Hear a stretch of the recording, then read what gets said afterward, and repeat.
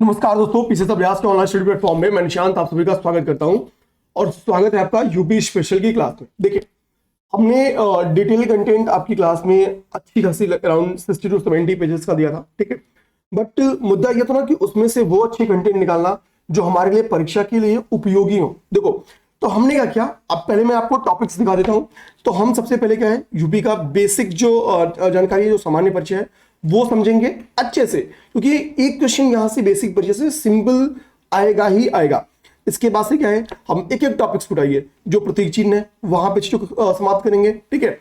एक बार area based question बन के आते हैं, ठीक है। और पेपर में कितनी बार सबसे टफ क्वेश्चन में आता है, जब पेपर में जिलों को अरेंज कराता है उसके क्षेत्रफल के अनुसार। हम इस टॉपिक को नहीं उठाएंगे, एनसीआर समझेंगे, ठीक है। कुछ इंपॉर्टेंट फैक्ट्स देखेंगे, उसके बाद से जलवायु क्षेत्र समझेंगे, फिर आर्थिक क्षेत्र में विभाजित किया जाता है वो समझेंगे, उत्तर प्रदेश की मृदा एवं जलवायु को समझेंगे, 2011 सेंसस को समझेंगे, ठीक है। एक एक उसका से थोड़ी सी पॉलिटी समझने की कोशिश करेंगे, इंपॉर्टेंट इंस्टीट्यूशंस, उसकी इनकी स्थापना कब हुई, चाहे वो कल्चरल हो या विभिन्न एरिया से हो, उसके बाद से एजुकेशनल इंस्टीट्यूशंस जिनकी स्थापना हुई, ठीक है। एक एक चीज आप देखते चलना, ठीक है। ओडीओपी के बारे में भी और भी कंटेंट क्लास के बीच में ऐड कर देंगे। फिर हमने ठीक, इसके बाद हम देखेंगे, यहाँ से हमारा उठेंगे जनजातियां इंपॉर्टेंट खत्म करेंगे, फिर सारे डांस इंपॉर्टेंट। और मैं वही चीज लिखा हूं जो पेपर में क्वेश्चन बन गया है, किसी ना तो किसी एग्जाम में, खासकर यूपीपीएससी ने दिया है। मैंने इसमें अदर कोई फैक्ट्स नहीं ऐड किए हैं जो आपको लगे सर ये तो मतलब बस बताने के चक्कर में आपने ऐसा कर दिया। मैंने इसमें सिंगल फैक्ट डाले भाई, जो कभी यूपीपीएससी ने ना पूछा हो। यूपीपीएससी अपने डिफरेंट एग्जाम में जिन जिन फैक्ट्स को पूछी है, बस आप इसको एक पास करते, मैं आपको एक पास करके दे दिया, ठीक है। ये आपका नोट्स जो है, ठीक है, हम सब जगह शेयर कर देंगे। 500 एमसीक्यू बैच सब जगह शेयर कर देंगे, आप निश्चिंत रहो।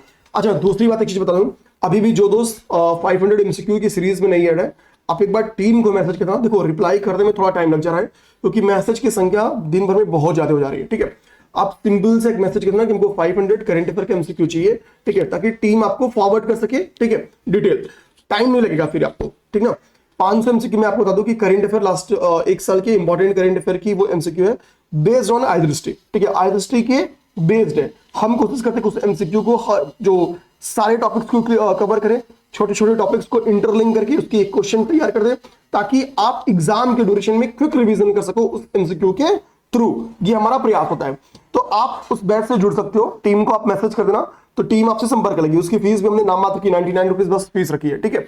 500 एमसीक्यू आपको उसकी 50-50 एमसीक्यू हम डेली दे रहे हैं। अभी आपके ग्रुप में 200 एमसीक्यू चल जाए, अराउंड 150 या 200 एमसीक्यू चला गया है। नेक्स्ट आपको डेली बेसिस पे मिलना स्टार्ट हो जाएगा, या मिल रहा है, डेली बेसिस पे मिल ही रहा है, ठीक है। तो ये थोड़ी बेसिक इंफॉर्मेशन होगी। तो जो भी दोस्त 500 एमसीक्यू सीरीज से जुड़ना चाहते हैं, वो स्क्रीन पे जो नंबर घूम रहा था, आप उस पर संपर्क कर लेना। अब एक बात आपने समझ गए होंगे, शुरुआत में ही नोट्स देखिए कि भाई नोट्स हमारे लिए बहुत इंपॉर्टेंट है, और हम क्या करने वाले हैं, हम नोट्स के थ्रू चीजों को बहुत अच्छे से कंप्लीट करने वाले हैं, ठीक है। तो चलिए स्टार्ट करते हैं, चीजों को स्टार्ट करते हैं। देखिए, सबसे पहले बेसिक बातें क्या बन के आ सकती हैं, तो भाई अब तो वो बताएगी 75 जिले हैं वगैरह वगैरह, इसमें तो कोई किसी को दिक्कत नहीं है। हमने पहली चीज क्या बताई है कि हमको संक्षिप्त परिचय समझना होगा यूपी का, संक्षिप्त परिचय यूपी का रखना होगा। और यूपी का संक्षिप्त परिचय में जो सबसे प्राइमरी बात बन के आती है ना, वो यूपी की बाउंड्री से बन जाती है। यूपी कुल 8 राज्यों के साथ अपनी सीमा साझा करता है, और एक केंद्र शासित प्रदेश और एक अंतरराष्ट्रीय सीमा साझा करता है। अब यूपी जिन 8 राज्यों से सीमा साझा करता है, ठीक है, आप उनका चाहो तो नाम भी हमको कमेंट बॉक्स में बता सकते हो, क्योंकि इजी है, ठीक है, ये इजी है। अब इसके लिए कोई जरूरी नहीं है कि बहुत 30 बार खान बनना पड़ेगा हमको उन 8 राज्यों का नाम कमेंट करने के लिए। और जो एक केंद्र शासित प्रदेश है, तो सिंपल सी बात है, उस केंद्र शासित प्रदेश का नाम क्या है, उस केंद्र शासित प्रदेश का नाम है दिल्ली। अब देखो ट्रिक क्या है ना, इन 8 राज्यों में अक्सर आपको 2 राज्य से फंसाएगा। एक जगह नाम देता है वो वेस्ट बंगाल, ताकि कोई समझे कि भाई क्या पता कि जो पूर्वी छोर है वो टच करता हो, और एक जगह फंसा था आपको पंजाब देके, ठीक है, कि क्या पता वो वेस्टर्न टच करता हो। तो आप मुझे बस ये बताओ, क्या वेस्ट बंगाल और पंजाब ये यूपी की बाउंड्री शेयर करती है या नहीं? बहुत सिंपल सा क्वेश्चन दिया आपको, ये आप कमेंट बॉक्स में बता दो, ठीक है, जितने भी लोग क्लास रखे हैं। ये बहुत सिंपल और 3 बार क्वेश्चन बन के आ चुका है, ये आपको बताना है। अब देखो, जो एक अंतरराष्ट्रीय सीमा यूपी की टच होती है, वो नेपाल के साथ टच होती है। और पेपर में क्वेश्चन 2 टाइप का नेपाल से बन के आता है। पहला तो बहुत सिंपल, कुल कितने जिले, उत्तर प्रदेश के कुल कितने जिले नेपाल से बाउंड्री टच करते हैं, ठीक है। अब देखो उत्तर प्रदेश के कुल कितने जिले, तो यहां पे देखो स्टार्ट होता है आपको सबसे ईस्टर्न नेपाल का अगर बॉर्डर देखेंगे, ठीक है, सॉरी वेस्टर्न, तो यूपी का सबसे पश्चिमी जिला जो नेपाल के साथ बॉर्डर साझा करता है, उस जिले का नाम है पीलीभीत, ठीक है। तो पीलीभीत सबसे पश्चिमी जिला है, प से पीलीभीत, प से पश्चिमी जिला, पीलीभीत सबसे पश्चिमी जिला है जो नेपाल के साथ बॉर्डर शेयर करता है, ठीक है। और नेपाल के साथ बॉर्डर शेयर करने वाला, यहाँ पे बहुत थोड़ा सा जूम करना आप लोग, क्लियर जूम क्यों करा रहा हूं, आप जब जूम करोगे तो आपको दिखेगा कि कुशीनगर बाउंड्री नहीं शेयर करता नेपाल के साथ, बहुत क्लियर दिखेगा, ठीक है। महाराजगंज बाउंड्री शेयर करता है, महाराजगंज की जस्ट नीचे कुशीनगर है। पेपर में यही क्वेश्चन बन गया है कि कुशीनगर क्या बाउंड्री शेयर करता है नेपाल के साथ, तो आंसर आएगा नहीं, कुशीनगर नेपाल के साथ बॉर्डर शेयर नहीं करता है, ये आंसर सही बनेगा, ठीक है। अच्छा, सबसे पूर्वी जिला जो नेपाल के साथ बाउंड्री शेयर करता है वो महाराजगंज है। तो सबसे पश्चिमी पीलीभीत और सबसे पूर्वी महाराजगंज। तीसरा हमने कंक्लूजन पॉइंट का देखा कि कुशीनगर क्या होता है, नेपाल के साथ बाउंड्री शेयर नहीं करता है। अब वो डिस्ट्रिक्ट का नाम हमको देखना होगा जो नेपाल के साथ बाउंड्री साझा करते हैं। तो पीलीभीत के बाद दूसरा आपका हो गया लखीमपुर खीरी, तीसरा आपका क्या हो गया, तीसरा बहराइच, ठीक है। चौथा आपका श्रावस्ती, पांचवा आपका क्या हो गया बलरामपुर, छठवां आपका हो गया सिद्धार्थनगर और सातवां हो गया क्या महाराजगंज। यानी कह सकते हैं कि जो आपका एक अंतरराष्ट्रीय बाउंड्री शेयर होता है वो किसके साथ शेयर होता है, ये शेयर होता है नेपाल के साथ शेयर होता है। और यूपी की कुल टोटल 7 डिस्ट्रिक्ट ऐसे हैं, टोटल 7 जिले, टोटल 7 डिस्ट्रिक्ट ऐसे हैं जो नेपाल के साथ बाउंड्री शेयर करते हैं, ठीक है। नेपाल के साथ बाउंड्री शेयर करते हैं। उम्मीद करेंगे कि आप नेपाल समझ गए। नेपाल के इसके अलावा और फैक्ट नहीं आएगा, मैक्सिमम आ सकता है। तो नेपाल के साथ कौन कौन से राज्य बाउंड्री बनाते हैं, ठीक है। तो ध्यान देना, हैशटैग आप चाहो तो इसको कमेंट भी कर दो, हैशटैग कमेंट कर दो कमेंट बॉक्स में, अन्य राज्यों का नाम, ठीक है। अन्य राज्य जो नेपाल के साथ बाउंड्री शेयर करते हैं, अन्य राज्य जो नेपाल के साथ बाउंड्री शेयर करते हैं,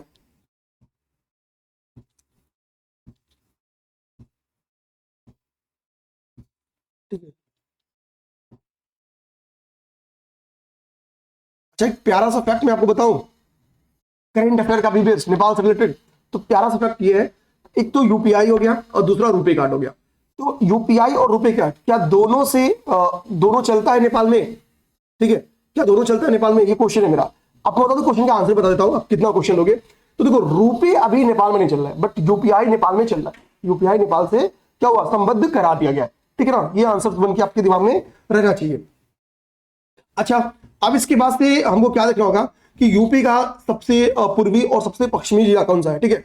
तो हम बात करें सबसे पश्चिमी जिले की, तो मैं चाहूंगा सबसे पश्चिमी जिले का आंसर अगर आप लोग बताओगे तो ज्यादा बेटर होगा। सबसे पश्चिमी जिला, सबसे पूर्वी जिला, देखो यहाँ पे बलिया है, सबसे पूर्वी जिला कौन सा है, तो बलिया है। बलिया यूपी का सबसे पूर्वी जिला है, सबसे पूर्वी जिला है, ठीक है। अब देखो यहाँ पे एक आपको डिस्ट्रिक्ट दिख रहा होगा, उस डिस्ट्रिक्ट का नाम है सोनभद्र। ये डिस्ट्रिक्ट आपको दिख रहा होगा, इस डिस्ट्रिक्ट का नाम है क्या है, सोनभद्र। सोनभद्र आपको यहाँ पे एक राज्य, यहाँ पे ये दूसरा राज्य, यहाँ पे तीसरा राज्य और यहाँ पे चौथा राज्य। मैंने जानबूझ के इन राज्यों के नाम नहीं लिखे हैं, ठीक है, क्योंकि मतलब समझे ना, ऐसा निर्जीव बन के थोड़ी ना क्लास देंगे भाई। तो सोनभद्र, एक कंक्लूजन क्या निकल गया कि सोनभद्र 4 राज्यों के साथ बाउंड्री शेयर करता है। कंक्लूजन क्या बना कि भाई यहां से कंक्लूजन बना कि 4 स्टेट, 4 राज्यों के साथ सोनभद्र क्या करता है, बाउंड्री शेयर करता है, ठीक है। एक तो मध्य प्रदेश हो गया, मध्य प्रदेश हो गया, दूसरा आपका क्या हो गया, बंगाल हो गया, सॉरी बिहार हो गया। अब बाकी दो का नाम बताओ आप लोग। तो 4 स्टेट के साथ बाउंड्री कौन शेयर करता है, सोनभद्र। तो सर्वाधिक स्टेट के साथ बाउंड्री कौन शेयर करता है, सोनभद्र शेयर करता है। यहां आप बहुत ध्यान से देखोगे तो ये आपका सहारनपुर है, सहारनपुर, ठीक है, सहारनपुर आपको थोड़ा सा, चलो सहारनपुर की इंपॉर्टेंट बात आपको बतानी है। देखो ये 3 राज्यों के साथ बाउंड्री शेयर करता है, 3 राज्यों के साथ, ठीक है। वो 3 राज्य कौन से हैं, क्या वो 3 राज्य उत्तराखंड, हिमाचल प्रदेश और उत्तराखंड, हिमाचल प्रदेश और हरियाणा है, हरियाणा है। आंसर यस या नो, ठीक है, ओके। ये आपको बताना है, ये आपको बताना है। तो हमने क्या किया, आपको ऊपर सहारनपुर इंडायरेक्टली मैंने बता ही दिया है, ठीक है। और सोनभद्र का मैंने आपसे कमेंट बॉक्स में कमेंट पूछा है। बिग सारा रहा आपको, बस जीवित हो आप लोग इस बात को कमेंट करना कि हाँ भाई ये 4 राज्य ये हैं। सिंपल सी बात, ऐसे बेसिक फैक्ट्स आते हैं और हमारे दिमाग से उतर जाते हैं। यूपी के बारे में एक अगला जो फैक्ट आता है कि यूपी का क्षेत्रफल के अनुसार सबसे बड़ा और सबसे छोटा जिला कौन सा है। तो देखो यूपी का सबसे छोटा जो जिला है वो आपका हापुड़ है, ठीक है, वो क्या है, वो हापुड़ है।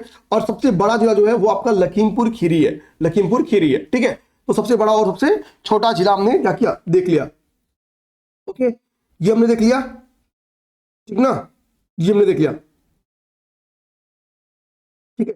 ये आपका क्या हो गया, ये आपका बुंदेलखंड वाला बेल्ट हो गया। देखो ये आपका 7 जिले, 1 2 3 4 5 6 7, ये आपके बुंदेलखंड का बेल्ट है, ये आपके बुंदेलखंड का बेल्ट है। बुंदेलखंड में 2 प्रभाग है, एक प्रभाग है आपका झांसी और दूसरा प्रभाग का नाम क्या है, चित्रकूट। बुंदेलखंड में कितने हैं, 2 प्रभाग है, एक प्रभाग है झांसी, दूसरा प्रभाग कौन सा है, चित्रकूट। झांसी प्रभाग में आपको ध्यान रखना ये जो ऊपर के नॉर्थ टू साउथ ये 3 है, ये झांसी प्रभाग के अंतर्गत आते हैं।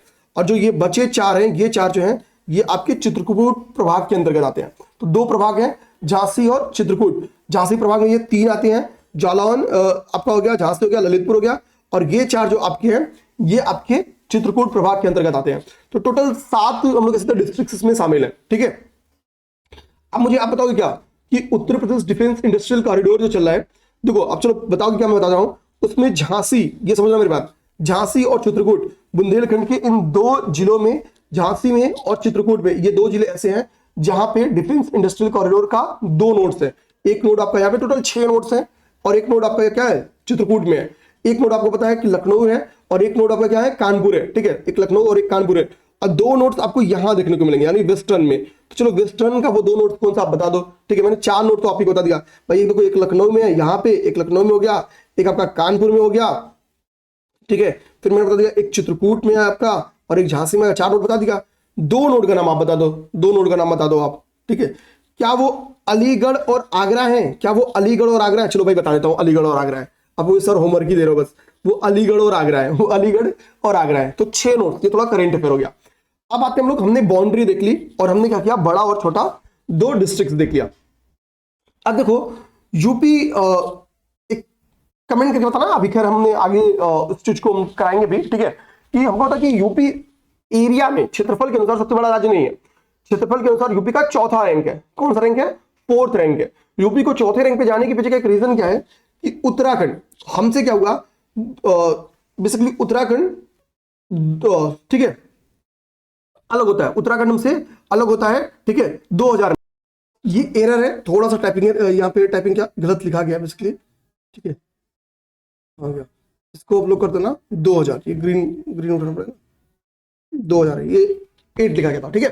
तो 9 नवंबर 2000 को क्या हुआ, उत्तराखंड अलग हो जाता है, ठीक है। देखना टोटल आपसे ये भी क्वेश्चन आ सकता है कि उत्तर प्रदेश से कुल कितनी जिलों को काट के उत्तराखंड बनाया गया था, ठीक है, ये भी क्वेश्चन बन जा सकता है। तो हमको एक तो दिमाग रखना कि उत्तराखंड हमसे कब अलग हुआ, 2000 में। देखो 2000 में 3 जिले, 3 राज्य बने थे, उन तीनों राज्यों का क्रम भी आपसे पूछ सकता है, ठीक है, ठीक। उन तीनों राज्यों का क्रम आपसे पूछ सकता है। छत्तीसगढ़ था, आपका उत्तराखंड था, और एक आपका झारखंड था, ठीक है।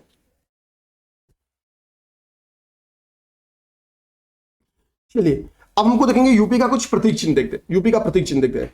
अब देखो यूपी के प्रतीक चिन्ह में ध्यान देना भाई, राजकीय पशु बारहसिंगा, वृक्ष अशोक, राजकीय पक्षी सारस, पुष्प पलाश। ये तो बेसिक फैक्ट जो आना चाहिए, ये मतलब कभी पढ़ो ना पढ़ो पेपर में आए ना आए हमको बताना चाहिए। अब हमको क्या करता है कि जो राजकीय लोगो है हमारा, उत्तर प्रदेश का लोगो है, अब लोगों को बड़ा ध्यान से देखना। लोगो में आपको 2 स्टार पॉइंट दिख रहे होंगे, लोगो में आपको 2 स्टार दिखते हैं, ठीक है। 2 मीन दिखती है, 2 मीन यानी 2 मछलियां दिखती हैं, मछली का पर्यायवाची भी आपके पेपर में आ सकता है। इसमें धनुष आपको दिख रहा है, धनुष का पर्यायवाची आपके पेपर में आ सकता है। इसमें रिवर्स दिख रही है, गंगा और यमुना नदियां दिख रही हैं, गंगा और यमुना नदियों की पर्यायवाची आ सकती है। तो होमवर्क लिख लो पर्यायवाची, आपको कितना पर्यायवाची तैयार करना है, ठीक है। यहां से पर्यायवाची आप होमवर्क लिखो, ठीक है। पर्यायवाची शब्द आपको इतने पर्यायवाची शब्द मेरे भाई पेपर में आ गया तो गलत नहीं करना है। क्या, एक तो धनुष ले लो आप लोग, धनुष, और चूंकि धनुष के साथ तीर बना हुआ है तो तीर भी आप लोग धनुष तीर, ठीक है। मछली, मछली, ठीक है, धनुष तीर मछली। गंगा यमुना, ये 2 रिवर्स हैं, तो गंगा और यमुना नदी के बारे में आपको दिमाग में रखना है कि ये आपको करना रहेगा, गंगा और यमुना नदी के बारे में आपको करना होगा, ठीक है। इतना आपको होमवर्क तैयार करना होगा पर्यायवाची शब्द, ये होमवर्क है, ये होमवर्क आपका हो गया, ठीक है। क्लास के बीच में ऐसे ऐसे हम लोग चीजों को इंटरलिंक करेंगे ताकि क्लास का फायदा ज्यादा से ज्यादा मिल सके, ठीक है। क्लास का फायदा ज्यादा से ज्यादा मिल सके, इसको आपको रीड कर लेना है, मुझे पता आप सब रीड कर लोगे, ठीक है। अब देखो एक चीज समझना होगा, पेपर में क्वेश्चन बन के आता है, ठीक है, पेपर में क्वेश्चन बन के आता है, ये तो होमवर्क है। और जो अब मैं बोला जा रहा हूं आप सब उसको गूगल जरूर करोगे, ठीक है। ये बात नहीं गूगल की है, पता चला आपने सब चीज पढ़ा और ये नहीं पढ़ा तो काम आपका गड़बड़ा गया। मैं उसको आपको कमेंट करके बताना आप लोग मैं इसको कमेंट बॉक्स में पिन भी कर दूंगा आंसर, ऐसा बात नहीं कि नहीं पिन करूंगा, अभी आगे बता भी दूंगा आपको। यहाँ पे 2 मछली दिख रही है ना, तो क्वेश्चन आ सकता है कि भाई ये जो ज्वाइंट मीन आपको दिख रहा है ना, ये लिया कहां से गया है, ज्वाइंट मीन कहां से लिया गया है। आपको मैं हिंट देना चाहता हूं कि लखनऊ में एक स्थापत्य है, वहीं से इसको लिया गया। लखनऊ में एक स्थापत्य है, वहीं से लिया गया है, उस स्थापत्य का संबंध ठीक है, चलो और हिंट ले लो, ठीक है, इस्लामिक है, मतलब वो किसी इस्लामिक शासक के द्वारा बनाया गया कोई स्ट्रक्चर है जहां से इसको लिया गया है, ठीक है, ध्यान देना। तो हम लोग कह सकते हैं कि ये जो ज्वाइंट मीन आपको दिख रहा है ना, ये आपको बताना होगा कि इसको हमने कहां से लिया है। अब पूरा हिंट आपको दे दिया, पूरा हिंट आपको दे दिया, ठीक है। तो अंदर हमको लोगों में क्या दिख रहा है भाई, धनुष बाण दिखाई पड़ रहा है सबसे टॉप पे, गंगा और यमुना नदियों का संगम हमको दिखाई पड़ रहा है। गंगा और यमुना नदियां कहां मिलती है आप कमेंट करके बता भी सकते हो, अब हम आगे बताएंगे भी रिवर्स, ठीक है, रिवर्स भी हम लोग पढ़ने वाले हैं, भले से शुरू में हमने आपको नहीं दिखाया बट रिवर्स हमने पढ़ने वाले हैं, ठीक है।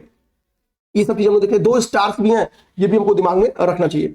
अब देखिए पेपर में क्या आ सकता है, पेपर में और चीज क्या है, ये आगे मैं पढ़ाया हूं, आगे मैं बताया हूं, सबके आंसर आप आगे है। स्वतंत्रता पश्चात राज्य के पहले मुख्यमंत्री एवं राज्यपाल कौन थे, हैश कमेंट है, आगे मैंने बताया है, इस बात के लिए एकदम निश्चिंत रहिएगा, ऐसा नहीं कि आपको बता के छोड़ जाना, होमवर्क देना होगा, ठीक है। अब देखिए एक वृत्त में 2 मछली एक तीर धनुष, ये सिंपल सी बात है कि आपके प्रतीक चिन्ह में है, प्रतीक चिन्ह को हमने इन डिटेल समझ लिया। देखिए अब 2 महत्वपूर्ण तथ्य लीजिए, देखो उत्तर प्रदेश में तो मुख्यतः जो बोली जाने वाली भाषा है उसका नाम है हिंदी, ठीक है। राष्ट्रीय हिंदी दिवस कब मनाई जाती है, आप ये कमेंट बॉक्स में बता सकते हो। और हिंदी को लेके जो कॉन्स्टिट्यूशनल प्रोविजन है वो पेपर में आ सकते हैं, आपकी घटना चक्र की आय दृष्टि में कॉन्स्टिट्यूशनल प्रोविजन लिखे गए हैं, ठीक है। तो अब वहां पे मैंने पढ़ाया भी है, तो आप एक बार उसको देख जरूर जाना, ठीक है। भाषा विवाद चल रहा है, चांद से क्वेश्चन बन के आ सकता है, ठीक है। राज्यों का क्रम भी पेपर में क्वेश्चन बन के आ सकता है, ठीक है, निश्चिंत रहिए। तो उत्तर प्रदेश की दूसरी राजकीय भाषा, पेपर में क्वेश्चन आ गया कि उत्तर प्रदेश की दूसरी राजकीय भाषा क्या बनी, उर्दू बनी। उर्दू दूसरी बोली जाने वाली भाषा है उत्तर प्रदेश में। 1989 में इसको दूसरी भारतीय भाषा, दूसरी राजकीय भाषा के तौर पे, राजकीय आधिकारिक भाषा के तौर पे सम्मिलित किया गया। और अभी देखेंगे यूपी गवर्नमेंट ने क्या किया, ये भी मैं पढ़ा चुका, इसलिए पूछ रहा हूँ। करंट अफेयर भी यूपी स्पेशल करंट अफेयर पढ़ाऊंगा, तो वहां पर रिवीजन भी करा दूंगा, ठीक है। यूपी स्पेशल करंट अफेयर आपको बता दूं कि आज ही आपको क्लास मिल रही है, नेक्स्ट डे मैं टारगेट करूंगा कि UP special current affair, next day तो सोम या मंगलवार को आपको यूपी स्पेशल करंट अफेयर पढ़ा दूंगा, ठीक है, ध्यान देना। यूपी स्पेशल करंट अफेयर पहले आप ट्रेडिशनल देख लो। तो उर्दू, अब विधानसभा में हमने 5 भाषाओं को ऑफिशियली लॉन्च किया, मतलब ट्रांसलेटेड, तो आप बता सकते हो कि वो 5 भाषाएं कौन सी है। उत्तर प्रदेश की दूसरी आधिकारिक भाषा क्या बनी, उर्दू है, ठीक है। कब, 1989 में। ये 1989 आपको याद करना है, 25 बार क्वेश्चन बन गया हुआ है, एक बार नहीं। उत्तर प्रदेश स्थापना दिवस आई थिंक 2022 यूपी पीसीएस में ही आ गया था, ठीक है। 24 जनवरी को हम लोग उत्तर प्रदेश की स्थापना दिवस मनाते हैं, कब, 24 जनवरी। यूपी गवर्नमेंट जब योगी जी आते हैं तो 2018 में पहली बार ये अनाउंसमेंट करेंगे कि हम 24 जनवरी को उत्तर प्रदेश स्थापना दिवस के तौर पे मनाएंगे। रीजन समझिएगा क्या है, यूपी का पहले नाम जो था वो संयुक्त प्रांत था, उसका नाम यूपी रखा गया। कब ये घटना होती है, तो 24 जनवरी, ठीक है, ध्यान देना, 24 जनवरी, ठीक है, 1950 को नाम क्या पड़ जाता है, 24 जनवरी 1950 को नाम पड़ जाता है आपका उत्तर प्रदेश। उत्तर प्रदेश, हम लोग यूपी का क्या क्या नाम रहा है ये भी हमने आगे कंटेंट रखा हुआ है, ठीक है। समय के साथ कैसे कैसे नाम बदलते बदलते यूपी आया, उत्तर प्रदेश आया, उसको भी हम लोग समझेंगे। तो 24 जनवरी 1950 ये हमारे लिए वेरी इंपॉर्टेंट है, ठीक है, ये हमारे लिए वेरी इंपॉर्टेंट है, ये दिमाग में रखना आप लोग। अब हम लोग आते हैं थोड़ा सा यूपी का क्षेत्रफल देखने की कोशिश करते हैं। तो यूपी का क्षेत्रफल जो है वो 2,40,298 स्क्वायर किलोमीटर यूपी का क्षेत्रफल है। कितना, 2,40,298 स्क्वायर किलोमीटर यूपी का क्षेत्रफल है। टोटल क्षेत्रफल कितना है, 2,40,298 स्क्वायर किलोमीटर। यूपी की अगर नॉर्थ और साउथ, ईस्ट और वेस्ट में लंबाई रखना चाहते हो तो ईस्ट और वेस्ट, सबको पता है कि यूपी की क्या है, चौड़ाई ज्यादा है, यूपी काफी चौड़ा है, ठीक है। तो 650 किलोमीटर आप यूपी के वेस्ट टू ईस्ट जाना चाहते हो, यानी बलिया का जो सबसे ईस्टर्न पॉइंट है, ठीक है, और सबसे वेस्टर्न जिला कौन सा आप बता सकते हो। उन दोनों जिलों की सबसे लास्ट छोर को अगर आप कनेक्ट करते हो तो आपको 650 किलोमीटर आपको ट्रेवल करना पड़ेगा। कितना, 650 किलोमीटर मिनिमम, ठीक है। न्यूनतम दूरी कितनी है, 650। तो ईस्ट और वेस्ट के बीच की दूरी कितनी है, 650 किलोमीटर। नॉर्थ टू साउथ कितनी है, 240 किलोमीटर। नॉर्थ टू साउथ कितनी है मेरे भाई, 240 किलोमीटर। ओके, ये बात समझ गए, ये बात समझ गए तो यस। अब मैंने आपसे बोला था कि मैं अभी राज्यों का क्रम क्षेत्रफल के अनुसार आपको बताऊंगा। तो देखो सबसे बड़ा जो राज्य है अकॉर्डिंग टू क्षेत्रफल वो राजस्थान है। राजस्थान में एक नदी है जिसको हम लोग राजस्थान की गंगा या रेत की गंगा के नाम से जानते हैं। उस नदी का नाम है लूनी नदी। लूनी नदी ये राजस्थान में अदृश्य हो जाती है, मतलब जमीन में प्रवास ले लेती है, ठीक है। तो लूनी नदी, ठीक है। इसके बाद से दूसरा क्या है, दूसरा मध्य प्रदेश है। दूसरा क्या है, मध्य प्रदेश है। तीसरे नंबर पे कौन है, तो तीसरे नंबर पे आपका महाराष्ट्र है। तीसरे नंबर का स्टेट कौन सा है, तो महाराष्ट्र है। और चौथे पे अपना यूपी है। तो टॉप 4 हमने देख लिया। और ये आप आई थिंक 2024 के यूपीपीएससी के प्री में क्वेश्चन बन गया हुआ है, ठीक है। अब देखो पेपर में जिलों के क्रम के बेस क्वेश्चन आता है। मेरे लिए टफ था क्या, आरओ में भी बन गया है। अब मेरे टफ ये था कि यार मैं इसको याद कैसे कराऊं, 75 किलो तो याद करा नहीं सकते हैं। तो मैंने कुछ ट्रिक सोचा कि आई थिंक मैं सफल हूं इसको आपको तैयार कराने में। अच्छा, वीडियो अब तक अगर अच्छी लग रही हो तो प्लीज एक बार वीडियो को लाइक जरूर कर देना और कमेंट बॉक्स में जरूर बताना कि क्लासेस आपको कैसे लगे, ठीक है। तो अरेंजमेंट मैंने जो प्लान बनाया, तो हमको पता कि हमने भाई सबसे बड़ा और सबसे छोटा जिला तो देख लिया कि भाई लखीमपुर खीरी आपका सबसे बड़ा जिला हो गया और हापुड़ आपका सबसे छोटा हो गया। अराउंड 660 स्क्वायर किलोमीटर उसका क्षेत्रफल हो गया। अब देखो मैंने क्या ट्रिक बनाया, सोनभद्र। सोनभद्र सोनभद्र का नाम आप कई जगहों पाओगे अभी, ठीक है। ट्राइबल्स आप पढ़ोगे तो भी आप पाते हो नाम, ठीक है। वनीकृत में आप नाम पाओगे। अभी हम लोग बहुत जगह पढ़ेंगे, खैर अभी जहां फोकस करें वहां पर। देखो सोनभद्र एक ऐसा जिला है जिसका क्षेत्रफल 6000 स्क्वायर किलोमीटर है। ये मतलब 1000 सोचना, 6000। तो 6000 के ऊपर है सोनभद्र। सोनभद्र 6000 स्क्वायर किलोमीटर के ऊपर है, ठीक है। प्रयागराज 5000 स्क्वायर किलोमीटर के अराउंड है। तो सोनभद्र के बाद प्रयागराज। ऐसे मैं इन्हीं चीजों को लिखा हूं जो बार बार एग्जाम में जिले पूछ के अरेंज करवाया गया, ठीक है। मिर्जापुर, बाराबंकी और जौनपुर, इनका जो क्षेत्रफल है वो 4000 स्क्वायर किलोमीटर प्लस है। 4000 स्क्वायर किलोमीटर के रेंज में भी मिर्जापुर का क्षेत्रफल ज्यादा है, फिर बाराबंकी, फिर जौनपुर। तो सोनभद्र देखो 7000 प्लस में क्या गया, तो 7000 प्लस में आपका यानी सर्वाधिक बड़ा जिला कौन सा हो गया, वो आपको गया लखीमपुर खीरी। वो क्या हो गया, लखीमपुर खीरी, ठीक है। हमने स्टार्ट में देखा कि आपका लखीमपुर खीरी सर्वाधिक क्षेत्रफल है, तो सबसे बड़ा हो गया 7600 के अराउंड में 7680 7680 स्क्वायर किलोमीटर क्षेत्रफल है। आप समझो मेरी बात, मेरे भाई बात समझो आप, याद रखो। तो चूंकि लखीमपुर खीरी का क्षेत्रफल क्या है 7000 प्लस है, 7680, ठीक है। उसका से 6000 प्लस किसका है, सोनभद्र का। 5000 प्लस किसका है, प्रयागराज का। ऐसे याद करो, 5 लाख प्रयागराज 5000, ठीक है। अब देखो मिर्जापुर, बाराबंकी और जौनपुर, ठीक है। एमबीजे मिर्जापुर, बाराबंकी और जौनपुर। भाई मिर्जापुर आप देखते हो ना, तो मिर्जापुर में जौनपुर को लेकर तो टकरार चलती है ना, तो मिर्जापुर क्षेत्रफल में बड़ा है, ठीक है भाई। तभी तो बड़े कौन बने, बड़े त्रिपाठी जी बन गए, कालीन भैया, ठीक है। तो मिर्जापुर, बाराबंकी, जौनपुर, इन दोनों का क्षेत्रफल 4K प्लस है, 4000 स्क्वायर किलोमीटर प्लस है, ठीक है। अब एक बार क्या हुआ है कि पेपर में अरेंज करने के लिए दिया था और उसमें गाजीपुर लिखा था और वाराणसी लिखा था, गाजीपुर और वाराणसी लिखा था। अब मैंने देखा कि यार कि इसको क्या था कि वाराणसी का 2 गुना क्षेत्रफल किसका है, गाजीपुर का है। भाई 1500 प्लस वाराणसी है, 1500 स्क्वायर किलोमीटर, और 3000 स्क्वायर किलोमीटर प्लस आपका गाजीपुर है। तो गाजीपुर बड़ा जिला है भाई, गाजीपुर बड़ा जिला है। तो गाजीपुर 3000 स्क्वायर किलोमीटर प्लस में है। कन्नौज इत्र के लिए जाना जाता है, कन्नौज इत्र के लिए जाना जाता है, और Kannauj 2K plus 2000 square kilometre plus इसका क्षेत्रफल है। फिर आपका मैंने 1000 से मतलब 2000 से कम और आपका 1000 से ऊपर वालों का 3 जो पेपर में आता लिख दिया हूं, संत कबीर नगर, वाराणसी और गौतम बुद्ध नगर। गौतम बुद्ध नगर, गौतम बुद्ध नगर से बड़ा है वाराणसी, और वाराणसी से बड़ा है संत कबीर नगर, ठीक है। ये तीनों 2000 के नीचे और 1000 प्लस है। 2 के ऊपर कन्नौज, 3 के ऊपर गाजीपुर, 4 के ऊपर 3 मिर्जापुर, बाराबंकी, जौनपुर, 5 के ऊपर प्रयागराज, 6 के ऊपर सोनभद्र और 7 के ऊपर हमने। ये वो क्रम मैंने आपको तैयार कराया। 99.99% ये क्वेश्चन नहीं आएगा, बट अगर 0.1% क्वेश्चन आ गया तो आई थिंक इसी में से आप अरेंज कर लोगे। सबसे चांस है गलतियां होने की, आपसे गलतियां होने की चांसेस नहीं रहेंगी। उम्मीद करेंगे थोड़ा रटवाने की कोशिश किया हूं, सफल रहा हूं मैं, ठीक है। अब आते हैं हम लोग एनसीआर। पेपर में क्वेश्चन आता है कि भाई कि एनसीआर में से रिलेटेड क्वेश्चन आते हैं। तो एनसीआर का फुल फॉर्म तो नेशनल कैपिटल रीजन, ठीक है। अब वो ट्रिक क्या है, एनसीआर के तौर पे हम एससीआर का डेवलपमेंट कर रहे हैं, तो पेपर में एससीआर पे भी क्वेश्चन आ सकता है। एससीआर में क्या शामिल है, तो लो यहीं पे होमवर्क लो, SCR, SCR question mark, SCR question mark, SCR को तैयार करना आपको, ठीक है ना। एससीआर को तैयार करना आपको, ठीक, ये चीज आप लोग दिमाग में रखना, एससीआर आपको किसी भी कीमत पे तैयार करनी होगी। एससीआर वैसे मैं आपको रुकिए तैयार करा भी देता हूं।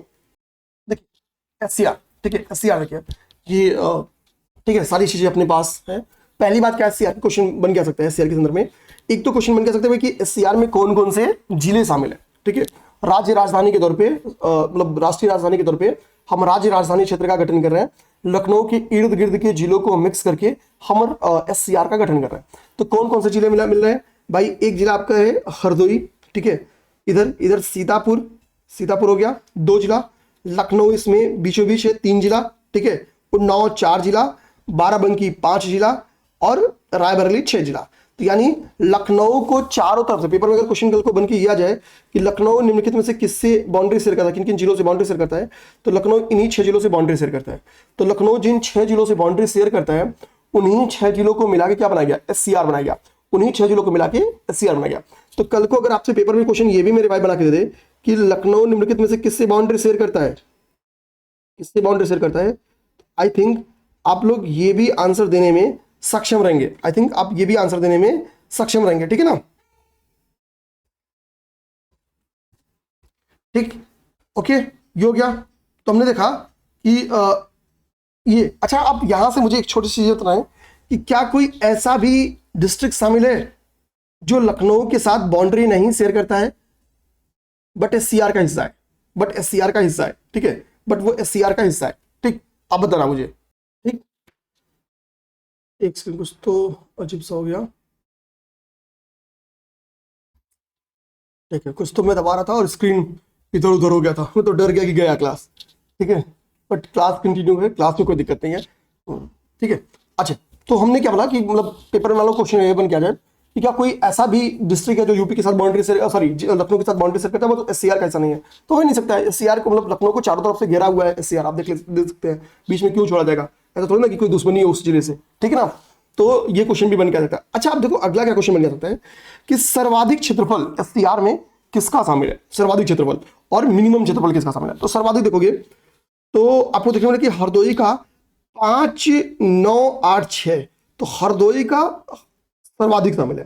हरदोई का सर्वाधिक क्षेत्रफल किसका शामिल है, हरदोई का। हरदोई की बात से बारी आपकी है सीतापुर, हरदोई की बात से किसकी बारी है, सीतापुर की। सीतापुर में 5743 है, ठीक है। सीतापुर के बाद से आप जाओगे तो रायबरेली की है, तो यहाँ पे आर लिख देते हैं, रायबरेली। रायबरेली के बाद से आपका उन्नाव है, उन्नाव के बाद से आपका बाराबंकी है और सबसे कम आपका लखनऊ है। तो लखनऊ देखो, लखनऊ को क्यों सबसे कम रखा गया है भाई, लखनऊ ऑलरेडी डेवलप्ड हो चुका है, तो लखनऊ का कितना एरिया, उसकी क्षमता बची नहीं लखनऊ की अब, तो लखनऊ के मैक्सिमम क्षमता का हमने क्या किया, दोहन कर लिया है।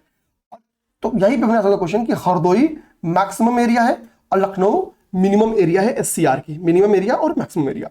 अब ये भी यहाँ पे कर गए, ये भी यहाँ पे कर गए। अब हम लोग आते हैं ऊपर, एससीआर यहीं पे दिया और एससीआर तुरंत आपको बता भी दिया। आइए चलिए ऊपर,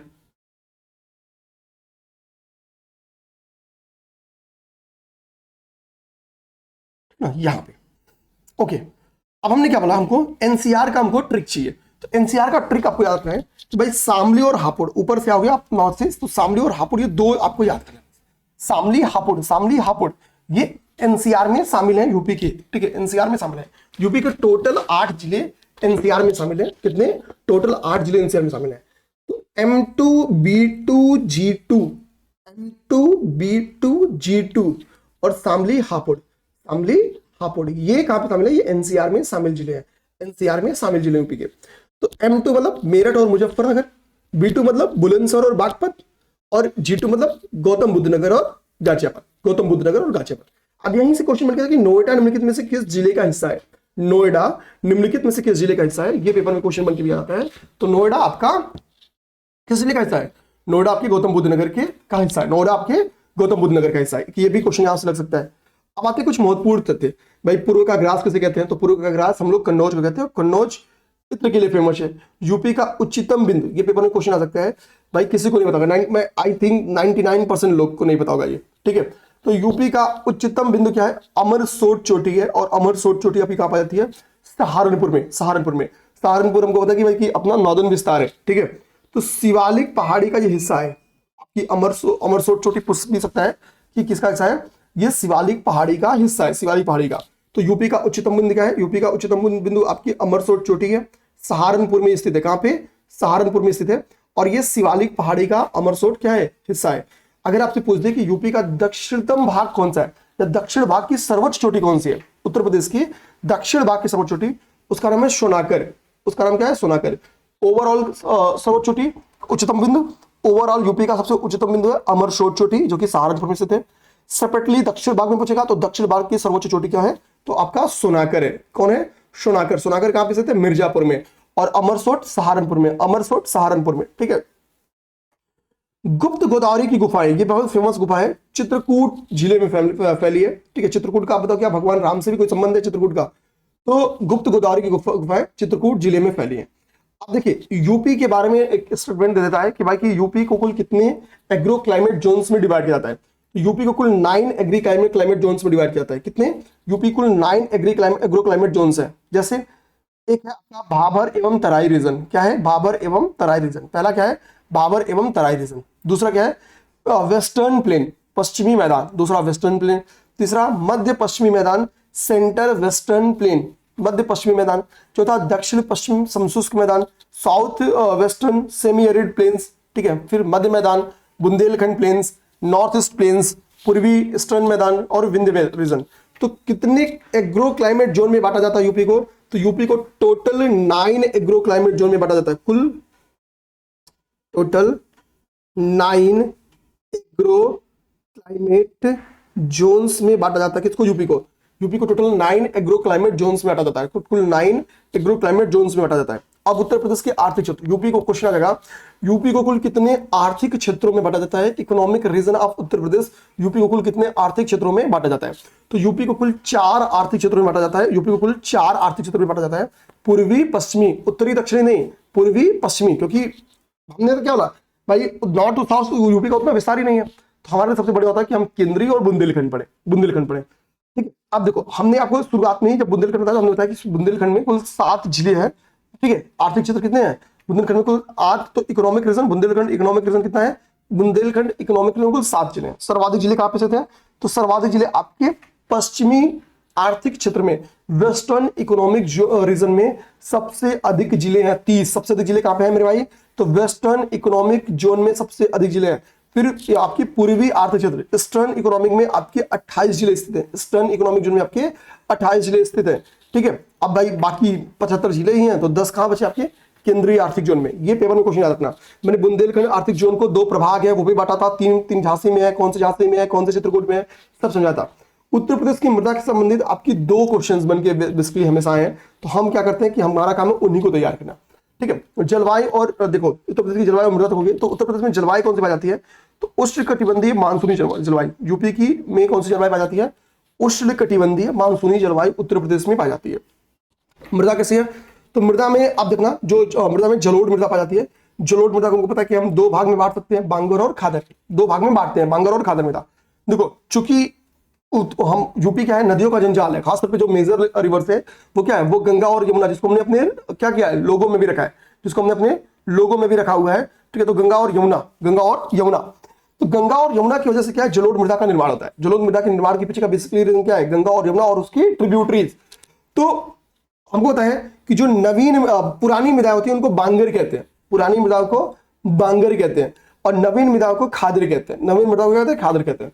पुरानी मृदा बांगर कहते हैं, और इसको 2 पार्ट में बांटते हैं, पुरानी को बांगर और नवीन मृदा को लोग खादर कहते हैं, ठीक है।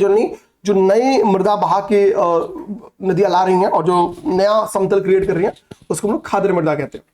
अब हम लोग पढ़ेंगे बुंदेलखंड। बुंदेलखंड के ऊपर स्पेशली बुंदेलखंड के सॉइल्स के ऊपर क्वेश्चन आता है, क्योंकि एग्रीकल्चर में बुंदेलखंड थोड़ा पीछे है, तो हम लोग समझते हैं क्यों, ठीक है। एक तो देखो बुंदेलखंड में 2 टाइप की आपकी मृदा है। अगर पेपर में क्वेश्चन आपकी क्या उत्तर प्रदेश में काली मिट्टी पाई जाती है, तो आप सब शायद मार दो नहीं, बट उत्तर प्रदेश में काली मिट्टी पाई जाती है। बुंदेलखंड रीजन में आपको काली मिट्टी दिखाई पड़ेगी, और यहाँ पे आपको क्या दिख गया, लाल मिट्टी दिख गया, तो लाल मिट्टी भी आपको बुंदेलखंड में दिखेगी। तो बुंदेलखंड में काली मिट्टी और बुंदेलखंड में लाल मिट्टी, ये दोनों टाइप की मिट्टियां पड़ती है। अब देखो होमवर्क में यहाँ पे दूंगा, क्योंकि ज्योग्राफी से रिलेटेड है, हैशटैग कमेंट करना है, बट या हैशटैग होमवर्क लिख लो, इसको आपको सॉल्व करना ही होगा। एटलीस्ट बहुत नहीं तो काली मिट्टी के बारे में, लाल मिट्टी के बारे में आप पढ़ो कि कहां पाई जाती है, मैंने पढ़ाया मास्टर क्लास में, ठीक है। काली मिट्टी लाल मिट्टी को समझो, ठीक है। काली कपास की मिट्टी क्यों कहते हैं? क्योंकि काली का उत्पादन होता है, काली मिट्टी में बेसिकली कपास का सर्वाधिक उत्पादन होता है, इसलिए इसको हम लोग काली कपास की मिट्टी के नाम से भी जानते हैं, ठीक है। ये फूट जाती है, इसे स्वतः जुताई की भूमि कहते हैं। मतलब ये लाइन में बड़ी दरारें पड़ जाती हैं, इसलिए काली मिट्टी को हम लोग स्वतः जुताई की भूमि के नाम से भी जानते हैं। ठीक है, बहुत चिपचिपी हो जाती है थोड़ा सा पानी में ही। ठीक है, अब देखो यूपी में जो काली मिट्टी पाई जाती है उसको काबर और मार दो भाग में बांटते हैं। काबर और मार नामक दो भाग में बांटते हैं। तो पेपर में क्वेश्चन आता था कि काली मिट्टी को किन दो भाग में बांटा जाता है, तो यूपी की काली मिट्टी को काबर और मार इन दो भाग में बांटा जाता है, और लाल मिट्टी को राकर और यरुआ इन दो मिट्टी में बांटा जाता है, या राकर और यरुआ। तो लाल मिट्टी को दो भाग में बांटा जाता है, राकर और यरुआ। काली मिट्टी को काबर और मार, काबर और मार, ये पेपर में क्वेश्चन बन के आ जाएगा, तो निश्चिंत रहो। ठीक है, देखो सेंसस हम लोग देखेंगे, बट रमन सर ने इसको डिटेल का सेंसस का क्लास लिया हुआ है। ठीक है, आपको नोट्स भी इसका मास्टर क्लास में शेयर कर दिया गया है, एंड नोट्स आपको ऑलरेडी दिया जा चुका है। ठीक है, निश्चिंत रहना। हमको केवल थोड़ा सा हम लोग जनगणना को टच करते हुए आगे बढ़ेंगे। तो जनगणना में हमको पेपर में बेसिक क्वेश्चन क्या होता है कि लिंगानुपात कितना है, लिंगानुपात। तो हमारा लिंगानुपात कितना है, 912 है, 912 है। ठीक है, पेपर में अगर मान लो मैं लिंगानुपात से चलो क्वेश्चन ले लेता हूं, देखता हूं आप लोगों को पता है कि नहीं पता है। अगर आपसे क्वेश्चन पूछे कि राज्यों में सबसे कम लिंगानुपात कहां पे है, तो आंसर आएगा हरियाणा। सबसे कम कहां पे है, हरियाणा। हिमाचल प्रदेश, आप जनगणना में समझ जाना कि हिमाचल प्रदेश सर्वाधिक ठीक है ग्रामीण जनसंख्या वाला, वो मतलब सबसे कम अर्बनाइजेशन जो जिसका हुआ है वो हिमाचल प्रदेश है। ठीक है, हिमाचल प्रदेश की जनसंख्या केवल 10% ही शहरों में अर्बन एरिया में रहती है, बाकी रूरल एरिया में रहती है। ठीक है, तो ये भी फैक्ट दिमाग रखना। आगे आपको मैं पूछूं कि वो केंद्र शासित प्रदेश का नाम बताओ जहां पे सबसे कम लिंगानुपात है, जहां पे सबसे कम लिंगानुपात है, जहां पे सबसे कम लिंगानुपात है। और केंद्रीय लिंगानुपात यानी राष्ट्रीय लिंगानुपात कितनी है ये बताओ। तो राष्ट्रीय लिंगानुपात आप कमेंट करके बताओ। और वह राज्य या सॉरी वह केंद्र शासित प्रदेश जहां सबसे कम लिंगानुपात है ये बताओ। लिंगानुपात बताता है प्रति 1000 जनसंख्या पे कितनी, प्रति 1000 पुरुष पे कितनी महिलाएं हैं। ठीक है, तो वो 912 यूपी में 912। जनसंख्या वृद्धि दर यूपी की कितनी रही है, तो 20.22%। ठीक है, जनसंख्या वृद्धि दर कितनी रही है पिछली बार से 2001 से जब इसकी तुलना करेंगे तो 20.22% जनसंख्या वृद्धि दर रही है। भारत का कितना वृद्धि दर रहा है, तो 17.7%। यानी यूपी की जो जनसंख्या वृद्धि दर रही है वो भारत के औसतन वृद्धि दर से अत्यधिक रही है। यूपी में साक्षरता दर कितना है, तो साक्षरता दर 67.7%, 67.7%। पुरुष साक्षरता दर कितना है, तो 77%, 77 समथिंग 77.30% पुरुष साक्षरता है। और महिला साक्षरता भाई ये जब 10 जाते तो 10 एवरेज से कम होगा, ये तो 57.20। तो यहाँ पे हमने साक्षरता दर को पुरुष और महिला में बांट लिया। अब हमारे लिए काम है कि देखेंगे जिला अनुसार, क्षेत्र अनुसार कि वो कौन सा जिला है जहाँ पे सर्वाधिक साक्षर लोग हैं, और वो कौन सा जिला जहाँ पे सबसे कम साक्षरता है। तो सर्वाधिक साक्षरता आपकी गौतम बुद्ध नगर में है। गौतम बुद्ध नगर के बाद से कानपुर नगर की बारी आती है, कानपुर नगर के बाद से औरैया की बारी है। सर्वाधिक साक्षरता कहाँ पे है, गौतम बुद्ध नगर में। गौतम बुद्ध नगर के बाद से उसके बाद साक्षरता कहाँ पे है, कानपुर नगर में। और उसके बाद से साक्षरता आपका कहाँ पे, औरैया में। तो ये टॉप 3 साक्षरता वाले आपके डिस्ट्रिक्ट हो गए, गौतम बुद्ध नगर, फिर कानपुर नगर, फिर औरैया। और मिनिमम साक्षरता वाले जिले कौन से मेरे भाई, तो मिनिमम साक्षरता वाले जिले आपके कौन से हैं, तो श्रावस्ती। श्रावस्ती हमको बताया यहाँ पे श्रावस्ती में सर्वाधिक गौतम बुद्ध की सर्वाधिक शिष्य कहाँ पे है, श्रावस्ती में। गौतम बुद्ध की सर्वाधिक शिष्य कहाँ पे है, श्रावस्ती में। अगर मान लो कल को आपसे पूछे कि अशोक के धम्म यात्राओं का क्रम पूछ दे, तो अशोक के धम्म यात्राओं में का क्रम, जब वो बौद्धिज्म को स्वीकार कर लेता है आफ्टर कलिंगा वार, तो वो धम्म यात्रा पे निकलता है। तो सबसे पहले वो लुम्बिनी जगह जहाँ पे भगवान बुद्ध का क्या हुआ था, जन्म हुआ था, तो बौद्धिज्म से संबंधित विभिन्न जगहों पे घूमेगा। तो समझना कि फिर पहला यात्रा कहाँ किया, लुम्बिनी के लिए। तो अंतिम यात्रा कहाँ करेगा, अब कुशीनगर जहाँ पे उनका देहावसान हुआ है, यानी महापरिनिर्वाण की घटना जहाँ पे हुई है। कुशीनगर में आप बताओ कौन सा स्तूप है, क्या वहां पे राणाभर स्तूप है या कोई अन्य है। राणाभर सही है तो यस, राणाभर नहीं सही है तो कमेंट करो कौन सा। ठीक है, कुशीनगर में कौन सा स्तूप है, ये पेपर में क्वेश्चन बन के आता है। आंसर आप बताओ कि क्या राणाभर है या कोई और है, क्या राणाभर है या कोई और है। ठीक है, जानना वहां पे उनका क्या हुआ था, देहावसान हुआ था। ठीक है, कुशीनगर। इसकी कैपिटल पावा थी, पावा थी कैपिटल। ठीक है, मल्लो की राजधानी पावा थी। ठीक है, अब हमको क्या रखना चाहिए, श्रावस्ती। एक्चुअली मैं बताना चाह रहा था कि फिर चूंकि कुशीनगर आपके दिमाग में कि लास्ट गया था भाई, पहले बर्थ गया तो फिर लास्ट, बट सेकेंड लास्ट जो धम्म यात्राओं का क्रम था अशोक के, तो सेकेंड लास्ट प्लेस जो गौतम बुद्ध से संबंधित था वो कुशीनगर था, ना कि लास्ट था। जो लास्ट प्लेस था वो श्रावस्ती था। तो हमने ऐसे याद करा था अपने स्टूडेंट्स को कि भाई सबसे पहले लुम्बिनी गए, लुम्बिनी के बाद उनके दिमाग में तो अंतिम हम लोग कहाँ यात्रा करेंगे, उनके दिमाग में क्या गया होगा भाई, अंतिम यात्रा हम लोग उनकी जहां महापरिनिर्वाण की घटना हुई वहां करेंगे। बट हुआ क्या, वो कहाँ जाते हैं, वो श्रावस्ती, अंतिम यात्रा श्रावस्ती करेंगे। जब वो कुशीनगर जाते हैं तो बोलते भाई उनके स्टूडेंट से मिलेंगे, बोलेंगे भाई इतने ही स्टूडेंट्स हैं यहाँ पे, मतलब भाई यहाँ पे तो इनका डेथ हुआ है।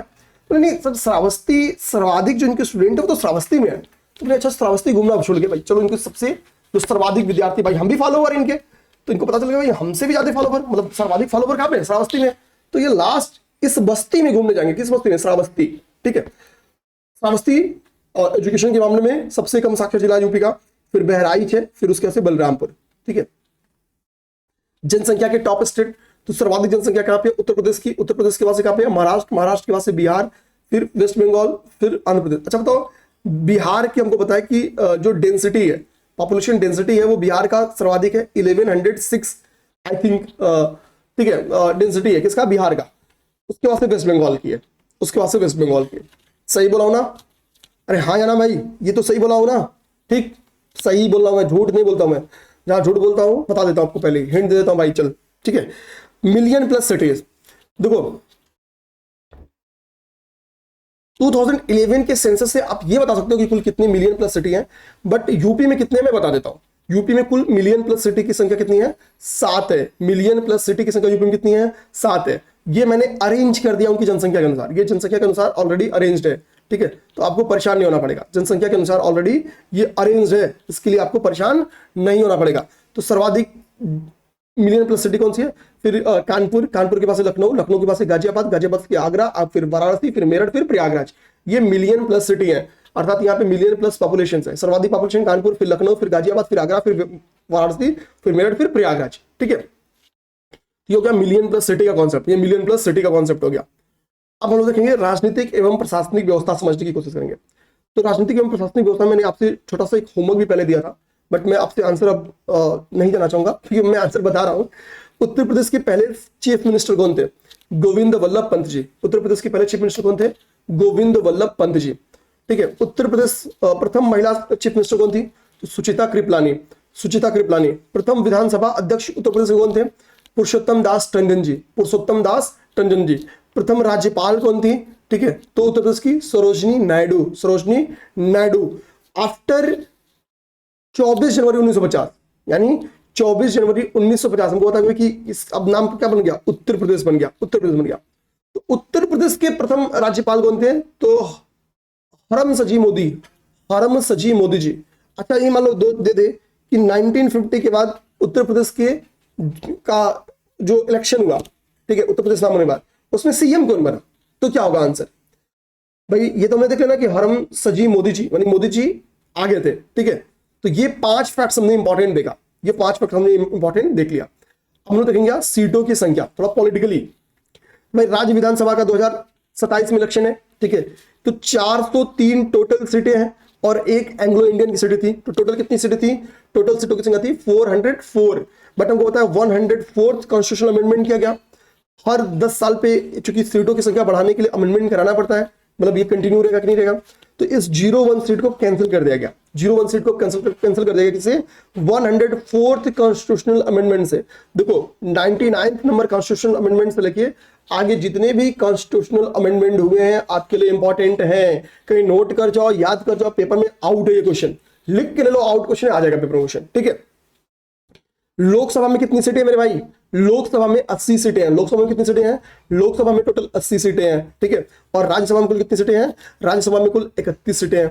अब बताओ इस 80 सीटों में, ठीक है, मोदी जी कितना जीते और अखिलेश जी इस बार लीड कर गए यूपी में। ठीक है, ध्यान देना। संयुक्त यूपी के पूर्व नाम, तो यूपी का पूर्व नाम आप देखोगे तो 1836 से मैंने आपको बताना स्टार्ट किया है कि 1836 में यूपी का जो नाम था वो क्या था, उत्तर पश्चिम प्रांत था, नॉर्थ वेस्ट ठीक है प्रांत, प्रोविंस। तो उत्तर पश्चिम प्रांत नाम था यूपी के, पूर्व नाम क्या था, उत्तर पश्चिम प्रांत नाम था 1836 में।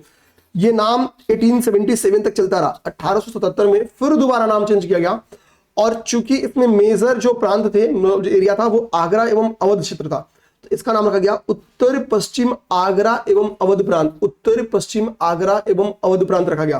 फिर आगे चल के इसका नाम फिर से चेंज करने की महसूस किया गया, तो 1902 में इसका नाम क्या रखा गया, संयुक्त प्रांत। ठीक है, उत्तर प्रदेश में आगरा एवं अवध प्रांत अभी भी है, लेकिन अब क्या किया गया, उत्तर प्रदेश हटा के लिख दिया गया संयुक्त प्रांत आगरा एवं अवध, संयुक्त प्रांत आगरा एवं अवध। ये कब हुआ, 1902 से नाम चला, 2 से नाम 37 तक चला। कब, संयुक्त प्रांत। 1937 में नाम कब पड़ा? संयुक्त प्रांत नाम पड़ा। और हमने संयुक्त प्रांत से उत्तर प्रदेश कब कर दिया? तो 24 जनवरी 1950। तो सबसे पहले क्या पड़ा? 1836 में उत्तर पश्चिम प्रांत। उसके बाद से 77 में क्या पड़ा? उत्तर पश्चिम आगरा एवं अवध प्रांत। फिर क्या पड़ा? आगरा प्रांत, संयुक्त प्रांत आगरा एवं अवध 1902 में। फिर संयुक्त प्रांत कब नाम पड़ा? 1937 से। और चूंकि उसके बाद से उत्तर प्रदेश 24 जनवरी 1914 को होता है, तो वो हमने देख लिया। ठीक है, वो हमने देख लिया। ठीक है, अब देखो, अभी चूंकि ये फैक्ट्स, अभी चूंकि कमिटीज बैठी है, ठीक है, नया इलेक्शन आने वाला है 17 थर्ड और 4th कॉन्स्टिट्यूशनल अमेंडमेंट का, तो चांस से थोड़ा सा फैक्ट बदल भी जाए। बट अभी जब तक मैं ये पढ़ा रहा हूँ, ठीक, सबसे अपडेटेड जिस भी बुक में मैं ढूंढा, सारी बुक में अपडेट में यही लिखा था। ठीक है, तो मैं वहीं से पढ़ा रहा हूँ। नगर पंचायतों की संख्या 545, नगर पालिका परिषदों की संख्या कितनी है? 200, नगर निगमों की संख्या कितनी है? 17। कितनी? 17। ठीक है, अब देखो, एक तो पेपर आ सकता है कि नगर निगम में सबसे ओल्ड नगर निगम कौन सा है और सबसे न्यू नगर निगम कौन सा है। तो सबसे ओल्ड नगर निगम कौन सा है? प्रयागराज, अलीगढ़, कानपुर और लखनऊ। ये चार सबसे उत्तर प्रदेश के सबसे ओल्ड नगर निगम है। ये चार उत्तर प्रदेश के सबसे ओल्ड नगर निगम है। क्या? प्रयागराज, दूसरा अलीगढ़, तीसरा कानपुर और चौथा लखनऊ। ये चार उत्तर प्रदेश के सबसे ओल्ड नगर निगम है। अब सबसे न्यू नगर निगम देखोगे तो शाहजहांपुर 2018 में बना था। यह सबसे नया नगर निगम है। यह सबसे नया नगर निगम है। रेडी? ये सबसे नया नगर निगम स्थित है। ठीक है, बस एक छोटा सा पॉज लूंगा।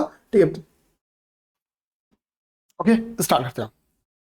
देखिए, अब यहां पे मैंने क्या किया है, यहां मैंने पेपर में पूछे गए जो हेडक्वार्टर से उनको लिख दिया है। ठीक है, जैसे क्या क्या पेपर में पूछा गया है कि भाई गौतम बुद्ध नगर का हेडक्वार्टर कहां पे है? ग्रेटर नोएडा। ज्योतिबा बाई फुले नगर का अमरोहा। संत कबीर नगर का खलीलाबाद। सिद्धार्थ नगर नौगढ़। अंबेडकर नगर अकबरपुर। कानपुर देहात अकबरपुर माटी और जालौन का उरई। ठीक है, ये क्या है? ये सभी पेपर में पूछे गए हैं।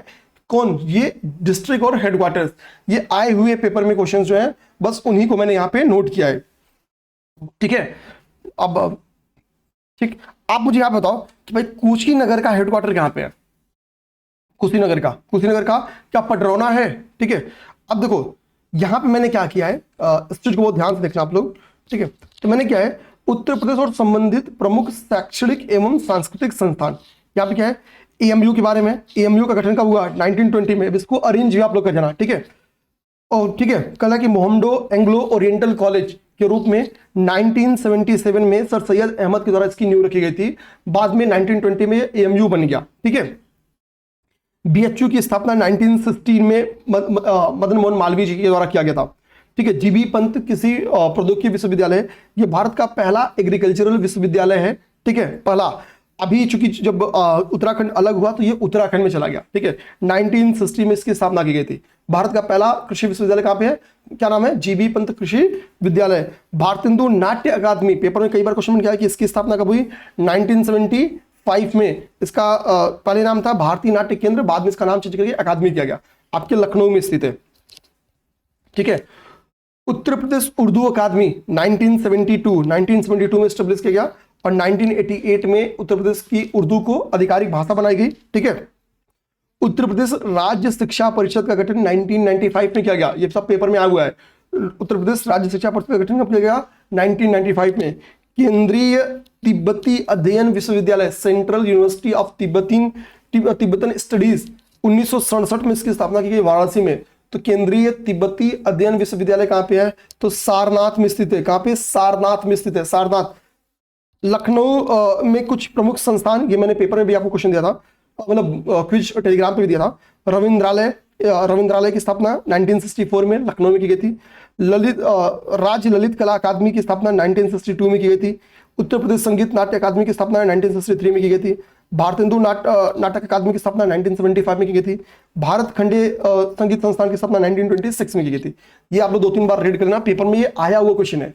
इसी पे लास्ट टाइम ही आपके कैंसल आरओ पेपर में क्वेश्चन आया हुआ है। आरओ का जो कैंसल पेपर है, इसी में से क्वेश्चन आया। बताओ वो कौन सा क्वेश्चन था जो आया था पेपर में? इसमें से स्क्रीन पे जो दिख रहा है वहीं से आया है। तो आरओ में फैक्चुअली ईयर बेस्ड क्वेश्चन बहुत आते हैं, हमको इससे भागना नहीं होगा, लड़ना होगा। ठीक है, आईटी कानपुर। ठीक है, बाई 1959 में यूपी को पहली आईटी मिली, आईटी कानपुर। ठीक है। डॉक्टर भीमराव अंबेडकर यूनिवर्सिटी कहां पे स्थित है? आगरा में। पहले इसका नाम आगरा विश्वविद्यालय था, बाद में इसका नाम चेंज करके डॉक्टर भीमराव अंबेडकर जी के नाम पे रखा गया। 1 जुलाई 1927 को इसकी स्थापना हुई थी। ठीक है। अब सबसे ओल्ड यूनिवर्सिटी पूछे यूपी का, तो वो आपका हो जाएगा क्या? इलाहाबाद विश्वविद्यालय। कल को इनको अरेंज करके इलाहाबाद विश्वविद्यालय का गठन आपका कब हुआ था, ये कमेंट बॉक्स में बताओ। ठीक है, मैंने इसको जानबूझ के नहीं लिखा है, सबसे ओल्ड है। आपको हिंट बताओ, 1800 समथिंग में हुआ है। आफ्टर 1850 का, चलो ये भी बता देता हूं, बट आपको एग्जैक्ट कमेंट करना होगा। ठीक है, केंद्रीय विश्वविद्यालय का दर्जा इसको बाद में मिला है, बट इसकी न्यू रखी जा चुकी थी। ठीक है। उत्तर प्रदेश में कुल केंद्रीय विद्यालय कौन सा है? तो आपकी बीएचयू है, अलीगढ़ है, एएमयू। ठीक है, देखो यही मैं आपसे क्वेश्चन दे रहा था, इसलिए मैंने ऊपर नहीं लिखा था। बीएचयू, एएमयू या डॉक्टर भीमराव अंबेडकर विश्वविद्यालय जो आपका वहां का है, लखनऊ वाला है, 1989 में इसकी न्यू रखी गई।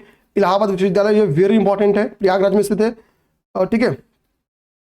अभी कृषि विश्वविद्यालय की न्यू रखी गई है, केंद्रीय कृषि विद्यालय की, 2014 में। कहां पे? झांसी में। ये पेपर में क्वेश्चन बन के आता है, लेकिन ठीक है, झांसी में। राजीव गांधी राष्ट्रीय विमानन विश्वविद्यालय की न्यू आपकी 2017 में रायबरेली में रखी गई। ठीक है। इसके बाद से अब हमको एक पेपर में क्वेश्चन बन के आया है, तो टोटल केंद्रीय विश्वविद्यालय की संख्या ये हो गई आपकी। Doctor Ambedkar institute of technology for handicapped कहां स्थित है? ये कानपुर में स्थित है। ठीक है, विश्व बैंक की सहायता से उसको स्टेब्लिश किया गया था।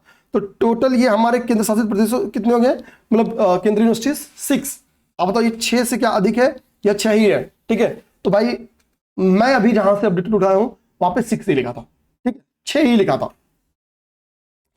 ठीक है।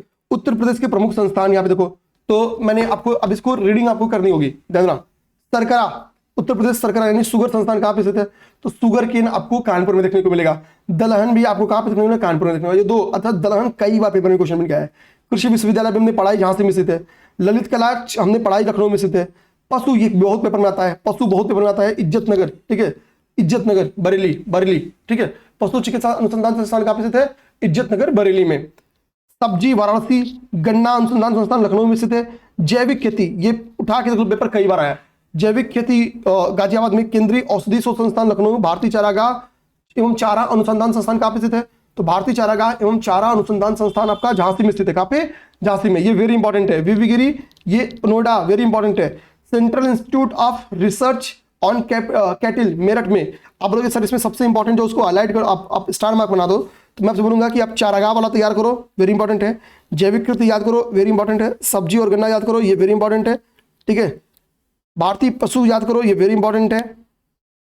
ठीक, और दाल याद करो, ये वेरी इंपॉर्टेंट है। इतना तो कम से कम आपको याद करना होगा। याद तो मैं कहूंगा, बाकी भी कर जाओ। ठीक है, वीवी गिरी भी 2 बार आ गया, तो वीवी गिरी भी इंपॉर्टेंट ही कर लो। ठीक है, क्योंकि ये लेबर लीडर थे, इसलिए पेपर में क्वेश्चन आ सकता है। यहाँ पे ओडीओपी, मैंने इतनी ओडीओपी लिखी है, बट हमको होता 75 है, मैं समझ नहीं पा रहा था कि मैं किन किन ओडीओपी को लिखूं। तो ओडीओपी मैंने इतनी ही लिखी है अभी, ध्यान रखना। ये रिसेंट में पूछे गए ओडीओपीज है, ये रिसेंट में पूछे गए ओडीओपीज है। ग्रेटर नोएडा खिलौने आपकी खिलौनों का शहर कहा जाता है। कानपुर चर्म उत्पाद के लिए फेमस है। गाजियाबाद इंजीनियरिंग के लिए फेमस है। गौतम बुद्ध नगर रेडीमेड कपड़े के लिए फेमस है। ठीक है, मुरादाबाद आपका पीतल नगरी के लिए फेमस है। भदोही कालीन बुनाई के लिए बड़ा फेमस है। अमरोहा वाद्य यंत्र के लिए फेमस है। गोरखपुर आपका टेराकोटा के लिए बड़ा फेमस है। मूंज उत्पाद के लिए आपकी अमेठी बड़ा फेमस है। मूंज उत्पाद के लिए क्या है? अमेठी बड़ा फेमस है। आपको पता क्या कि प्रयागराज किस चीज के लिए फेमस है? प्रयागराज किस चीज के लिए फेमस है? चित्रकूट हमने पढ़ा था ना अभी, चित्रकूट लकड़ी के खिलौने के लिए बड़ा फेमस है। चित्रकूट लकड़ी के खिलौने के लिए। ठीक है, ठीक है ना, ये चीज दिमाग में रखना। पेपर में बरेली आपकी आपकी, चलिए कुछ कुछ लिख भी देता हूं। ठीक है, यहाँ पे लिख ही देता हूं मैं आपको, बस अमेठी के बारे में लिख देता हूं, 3-4 और लिख देता हूं। अमेठी, अमेठी आपका मूंज उत्पाद के लिए फेमस है।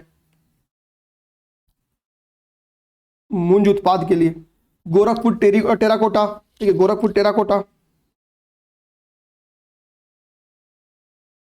आप लोग रिजल्ट लो, हम आपको टेराकोटा गिफ्ट करेंगे। ठीक है, यूपी का टेराकोटा गिफ्ट करेंगे। अब जीआई टैग में मिल चुका है उसको, गोरखपुर का। ठीक है, तो गोरखपुर का क्या हो गया? टेराकोटा हो गया। बढ़िया, टेराकोटा आपको गिफ्ट करेंगे, एकदम निश्चिंत रहना। बोलोगे सर सस्ते में निपट रहे हो। ठीक, टेराकोटा, हाँ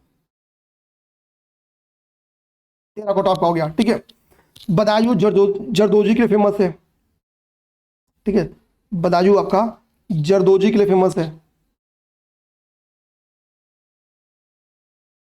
ओके, बदायूं जरदोजी, ये आप दिमाग में रखना।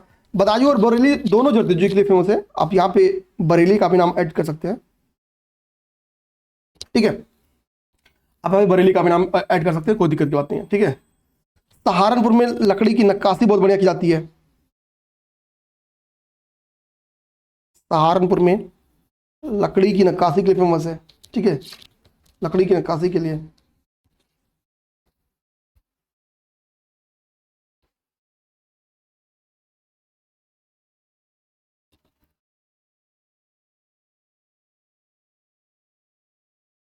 सहारनपुर किस चीज के फेमस है? लकड़ी की नक्काशी के लिए बड़ा फेमस है, ठीक है। चलो एक बस अब लास्ट लिखूंगा, संभल। संभल, संभल बेसिकली आपका फेमस है सींग एवं अस्थि उत्पाद के लिए, ठीक है। संभल आपका सींग एवं अस्थि उत्पाद के लिए फेमस है, अस्थि उत्पाद के लिए फेमस है,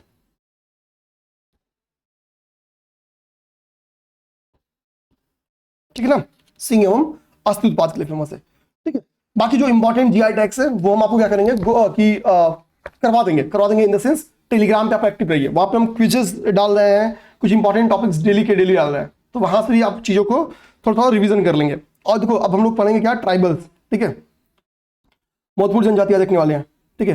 महत्वपूर्ण जनजाति हम लोग क्या क्या देखने वाले हैं, देखो भाई सिंपल सी बात, पहली बात कि यूपी में कुल कितने ट्राइबल्स पॉपुलेशन है, तो 11,34,273, ठीक है, 11,34,273 इतनी जनसंख्या कितनी, यानी टोटल पॉपुलेशन का 0.6%, ये अकॉर्डिंग टू सेंसस 2011 इतनी परसेंट जनसंख्या हमारी क्या है, आपकी ट्राइबल जनसंख्या है। 70.4% जनजाति क्या है, थारू है। सेकंड नंबर की प्रमुख जनजाति आपकी बुक्सा है, ठीक है, सेकंड नंबर की प्रमुख आपकी बुक्सा है। अब मैंने यहाँ पे क्या क्या है भाई, बुक्सा बिजनौर और आगरा में पाई जाती है। फिर सोनभद्र की जनजातियों का मैंने यहाँ पे आपको नाम बता दिया है। थारू मुख्यतः आपकी तराई क्षेत्रों में पाई जाती है, जैसे कुशीनगर वगैरह, देवरिया, ठीक है। थारू मुख्यतः आपकी तराई क्षेत्रों में पाई जाती है, सभी तराई क्षेत्रों में लगभग थारू आपकी पाई जाती है, ठीक है। सहरिया आपकी ललितपुर में पाई जाती है, तो ऐसे याद करना कि ललित जी शहर घूमने गए, ठीक है, तो सहरिया ललितपुर में पाई जाती है। महागीर जो कि इस्लाम धर्म को फॉलो करते हैं, बिजनौर में। खरवार जनजाति आपकी बांदा, कई जिलों में पाई जाती है, बांदा, बेसिकली बांदा जनपद का पाठा क्षेत्र जो है वहां पे खरवार पाई जाती है। इसके अलावा देवरिया, बलिया, गाजीपुर, विभिन्न एरिया में। गोंड समूह तो मतलब कई जगहों पे मतलब है, ठीक है, गोरखपुर मंडल में, वाराणसी, गाजीपुर, बलिया, मऊ, आजमगढ़, कई जगहों पे फेमस है, मतलब पाई जाती है, ठीक है। गोंड समूह में आपकी गोंड, धुरिया, नायक, ओझा, पटारी, राजगोंड, ये सारी शामिल की जाती हैं। सेरा नृत्य आप ध्यान देना कि ललितपुर की ट्राइबल्स के द्वारा किया जाता है, सेरा नृत्य ललितपुर की ट्राइबल्स के द्वारा किया जाता है, ठीक है। ये पेपर में क्वेश्चन है। अब देखो हम आपको कल्चरल डांस बता रहे हैं, लोक नृत्य के बारे में बता रहे हैं। तो जब हम लोग लोक नृत्य पे चर्चा करेंगे तो सबसे पहले हमको क्या देखना चाहिए, सबसे पहले हम लोग देखेंगे कथक नृत्य। कथक नृत्य, तो कथक नृत्य के बारे में क्या है कि भाई प्रमुख हस्ती कौन सी है, तो सीता देवी, प्रमुख हस्ती कौन है, सॉरी सीता देवी बोल, सितारा देवी, लक्ष्मी महाराज, पंडित बिरजू महाराज, इनका संबंध आपकी कथक से है। इनका संबंध क्या है, आपकी कथक से है। अच्छा, इसके बाद से हमने अगला आपको सेकंड बताया, राहुला, कार्तिक, धुरिया नृत्य कुम्हारों के द्वारा किया जाता है। धुरिया नृत्य किसके द्वारा किया जाता है, तो धुरिया नृत्य कुम्हारों के द्वारा किया जाता है, ठीक है। राई जो कि पुरुष महिलाओं के वेश में करते हैं, राई नृत्य कौन करता है, तो पुरुष महिलाओं के वेश में करते हैं। पाई डंडा नृत्य और कार्तिक नृत्य, ये सब बुंदेलखंड में आपको देखने को मिलेगा। ये सब कहां, बुंदेलखंड में, ठीक है। आगे देखें, आगे मैंने पूछा है कि भाई आपसे होमवर्क को दिया है कि भाई धीवर नृत्य कहां किया जाता है। धीवर जो कि कहारों के द्वारा किया जाता है, कहार जाति के द्वारा किया गया नृत्य है, वो कहां पे किस बेल्ट में किया जाता है, आपको कमेंट में बताना है। कर्मा नृत्य क्या है, ठीक है, मिर्जापुर में। कर्मा नृत्य कहां पे, मिर्जापुर में किया जाता है। देखो कर्मा नृत्य मिर्जापुर में बेसिकली खरवार आदिवासियों के द्वारा किया जाता है। कर्मा नृत्य बेसिकली खरवार आदिवासी के द्वारा किया जाता है। और खरवार आदिवासी क्या करते हैं, जब खरीफ की फसल की क्या कर लेते हैं, कटाई कर लेते हैं कि बुआई कर लेते हैं, बुआई कर लेते हैं। खरीफ की फसलों की बुआई कर लेंगे कि कटाई कर लेंगे। अच्छा चलो एक बताओ, दिवाली के अवसर पर क्या करते हैं, ये करते हैं। तो किसकी बुआई करते हैं, किसकी बुआई करने के पश्चात खरीफ क्या करते हैं, खरवार जनजातियां करवा नृत्य करते हैं। ब्रज क्षेत्र में आपकी चरगुला नृत्य, ब्रज क्षेत्र का चरकुला नृत्य बड़ा फेमस है और चरकुला नृत्य पे ही इस बार क्वेश्चन भी आता। चरकुला नृत्य में बेसिकली क्या आता है कि नॉर्मली ये महिला नर्तकी के द्वारा किया जाता है, बट क्या था कभी कभी पुरुष भी महिलाओं के वेश में ये काम कर रहे थे। तो चरकुला नृत्य नाम में क्या कुछ चक्र टाइप का है, ठीक है। तो यह नृत्य शैली बेसिकली या तो महिलाओं के द्वारा या पुरुष के वेश में महिलाओं के द्वारा किया जाता है। तो ये अपने ऊपर एक चक्र रखते हैं, उस पर महिला उस पर क्या होती है बेसिकली कहीं कहीं तो ये है कि 108 दीपक, जलते हुए दीपक उसके ऊपर रखे जाते हैं और उसको पिरामिडानुमा शेप में रखा जाता है, मतलब 5 मंजिला, कहीं कहीं तो एक्सेप्ट ये भी मेंशन है कि 5 मंजिला पिरामिडानुमा शेप रखा जाता है, ठीक है। तो चरकुला नृत्य का ये कॉन्सेप्ट हो गया। चौरसिया नृत्य कौन जानपुर के कहार जात के द्वारा किया जाता है, कौन सा चौरसिया नृत्य। चौरसिया नृत्य जानपुर के कहार जात के द्वारा किया जाता है। हुरका बैल पूछा है कि हुरका बैल एक सॉरी हिलका बैल नहीं, हुरका बॉल एक लोक नृत्य है, पेपर में आया हुआ है कि यह कहाँ किया जाता है। तो धान एवं मक्के की खेती के दौरान आपका हुरका बॉल नामक एक लोक नृत्य है वो किया जाता है। धान एवं मक्के की खेती के दौरान किया जाने वाला लोक नृत्य है। पेपर में यही क्वेश्चन था कि धान एवं मक्के की खेती के दौरान कौन सा लोक नृत्य किया जाता है। ठुमरी उत्तर प्रदेश का एक सुगम एवं आकर्षण लोक नृत्य है। बिंदादीन जी ने कथक में ठुमरी गायन का समावेश किया था। कला में देखो आपको चिकनकारी और कठपुतली प्रदर्शनी के ऊपर क्वेश्चन आता है। तो चिकनकारी हम लोग देखना कि चिकनकारी क्या है, पारंपरिक कढ़ाई शैली है। लखनऊ में बेसिकली आपकी चिकनकारी देखने को मिलती है। कठपुतली प्रदर्शनी आपको पागल बाबा मंदिर है वृंदावन में, वहां देखने को मिलते हैं। कठपुतली पागल बाबा मंदिर कहां पे स्थित है अगर ये भी पूछ दे तो वृंदावन में। ये क्यों फेमस है, कठपुतली प्रदर्शनी के लिए। कठपुतली प्रदर्शनी के लिए पेपर में आए हुए यूपी के कुछ महत्वपूर्ण स्थापत्य और उनके लोकेशन देख लीजिए, ठीक है। ये जो पेपर में आया हुआ है ओनली जो पेपर में आया है, जो पेपर में आया है हम वही देख रहे हैं और कुछ नहीं देखेंगे इसमें, ठीक है। क्या है, ठीक है। बुलंद दरवाजा फतेहपुर सीकरी में स्थित है। बड़ा इमामबाड़ा लखनऊ में स्थित है। तुर्की दरवाजा जिसको हम लोग रूमी दरवाजा के नाम से भी जानते हैं, रूमी दरवाजा भी कहते हैं। नवाब आसफ उद्दौला जी के द्वारा तुर्की दरवाजा या रूमी दरवाजा की नींव की गई। इसी रूमी दरवाजे से आप बताओ, मैंने एक रिलेटेड क्वेश्चन आपसे शुरू में पूछा था, ठीक है, क्या वो आपने आंसर पकड़ पाए आप लोग। लखनऊ से संबंधित है, लखनऊ में स्थित है। ताजमहल हमको पता है यूनेस्को की साइट में स्थित है, ठीक है। 1983 में इसको शामिल किया गया था। पहला यूनेस्को साइट ताजमहल ही आपका है, आगरा में स्थित है, शाहजहां ने बनवाया था, ठीक है। 84 गुंबद मकबरा कालपी जौलौन में स्थित है। अकबर का मकबरा आपका सिकंदरा में स्थित है, जहांगीर ने बनवाया था। कालिंजर का दुर्ग बांद्रा में स्थित है। इसी कालिंजर के दुर्ग में शेरशाह सूरी दाग था और निपट गया, ठीक है। मेले और उत्सव, उत्तर प्रदेश के प्रमुख मेले उत्सव, ठीक है। तो सैयद सलार मेला बहराइच में लगाया जाता है। मुड़िया पूर्णिमा मेला गोवर्धन, ठीक है, के लिए बड़ा फेमस है, ठीक है। देखना आते हैं सुलह कुल महोत्सव आगरा, सुलह कुल महोत्सव आपका आगरा, ठीक है। शुक्रताल का मेला मुजफ्फरनगर, ठीक है। मुड़िया पूर्णिमा मेला मैंने गोवर्धन के लिए फेमस बोला, गोवर्धन लोकेशन है, ठीक है, आई थिंक मथुरा में, वहां पे गुड़िया पूर्णिमा मेला का आयोजन किया जाता है। बलदेव छठ मेला मथुरा में। बटेश्वर मेला आगरा में फेमस है, बटेश्वर मेला आगरा में होता है। जल विहार का मेला, इसका आयोजन होता है आपकी बुंदेलखंड में। इसके बाद से यहाँ पे आपको नौचंदी मेला दिख रहा, मेरठ में आयोजित किया जाता है। नौचंदी देवी का मंदिर यहाँ पे स्थित है और बड़ी मियाँ का मजार स्थित है। इसी के लिए नौचंदी मेले को हम लोग हिंदू मुस्लिम एकता के प्रतीक के तौर पर जानते हैं। शाकंबरी मेला कहाँ पे स्थित है, शाकंबरी मेला लगता है, माता शाकंबरी देवी का मंदिर है सहारनपुर में, वहां लगता है। दादरी मेला जो कि एक पशु मेला है, ये बलिया में लगता है, ठीक है। कामपिल्ले मेला फर्रुखाबाद में लगता है, कामपिल्ले मेला फर्रुखाबाद में। गोविंद साहब मेला अंबेडकर नगर में लगता है और पंचकुइया मेला आपके झांसी में। ये 10-12 मेला है जो कि आपके पेपर में आ सकता है, हम इसको तैयार कर लेंगे। मंदिर जो पेपर में पूछा गया है, जेके मंदिर के बारे में पूछा गया है कि कहां पे स्थित है। दिव्यपट्टनम मंदिर के बारे में पूछा गया है। दशावतार मंदिर के बारे में पूछा गया है, ठीक है। दशावतार मंदिर के बारे में कुछ एडिशनल फैक्ट भी आप लोग दिमाग में रखना, जैसे बेतवा नदी भी याद कर जाओ कि दशावतार मंदिर बेतवा नदी के किनारे स्थित है, ठीक है।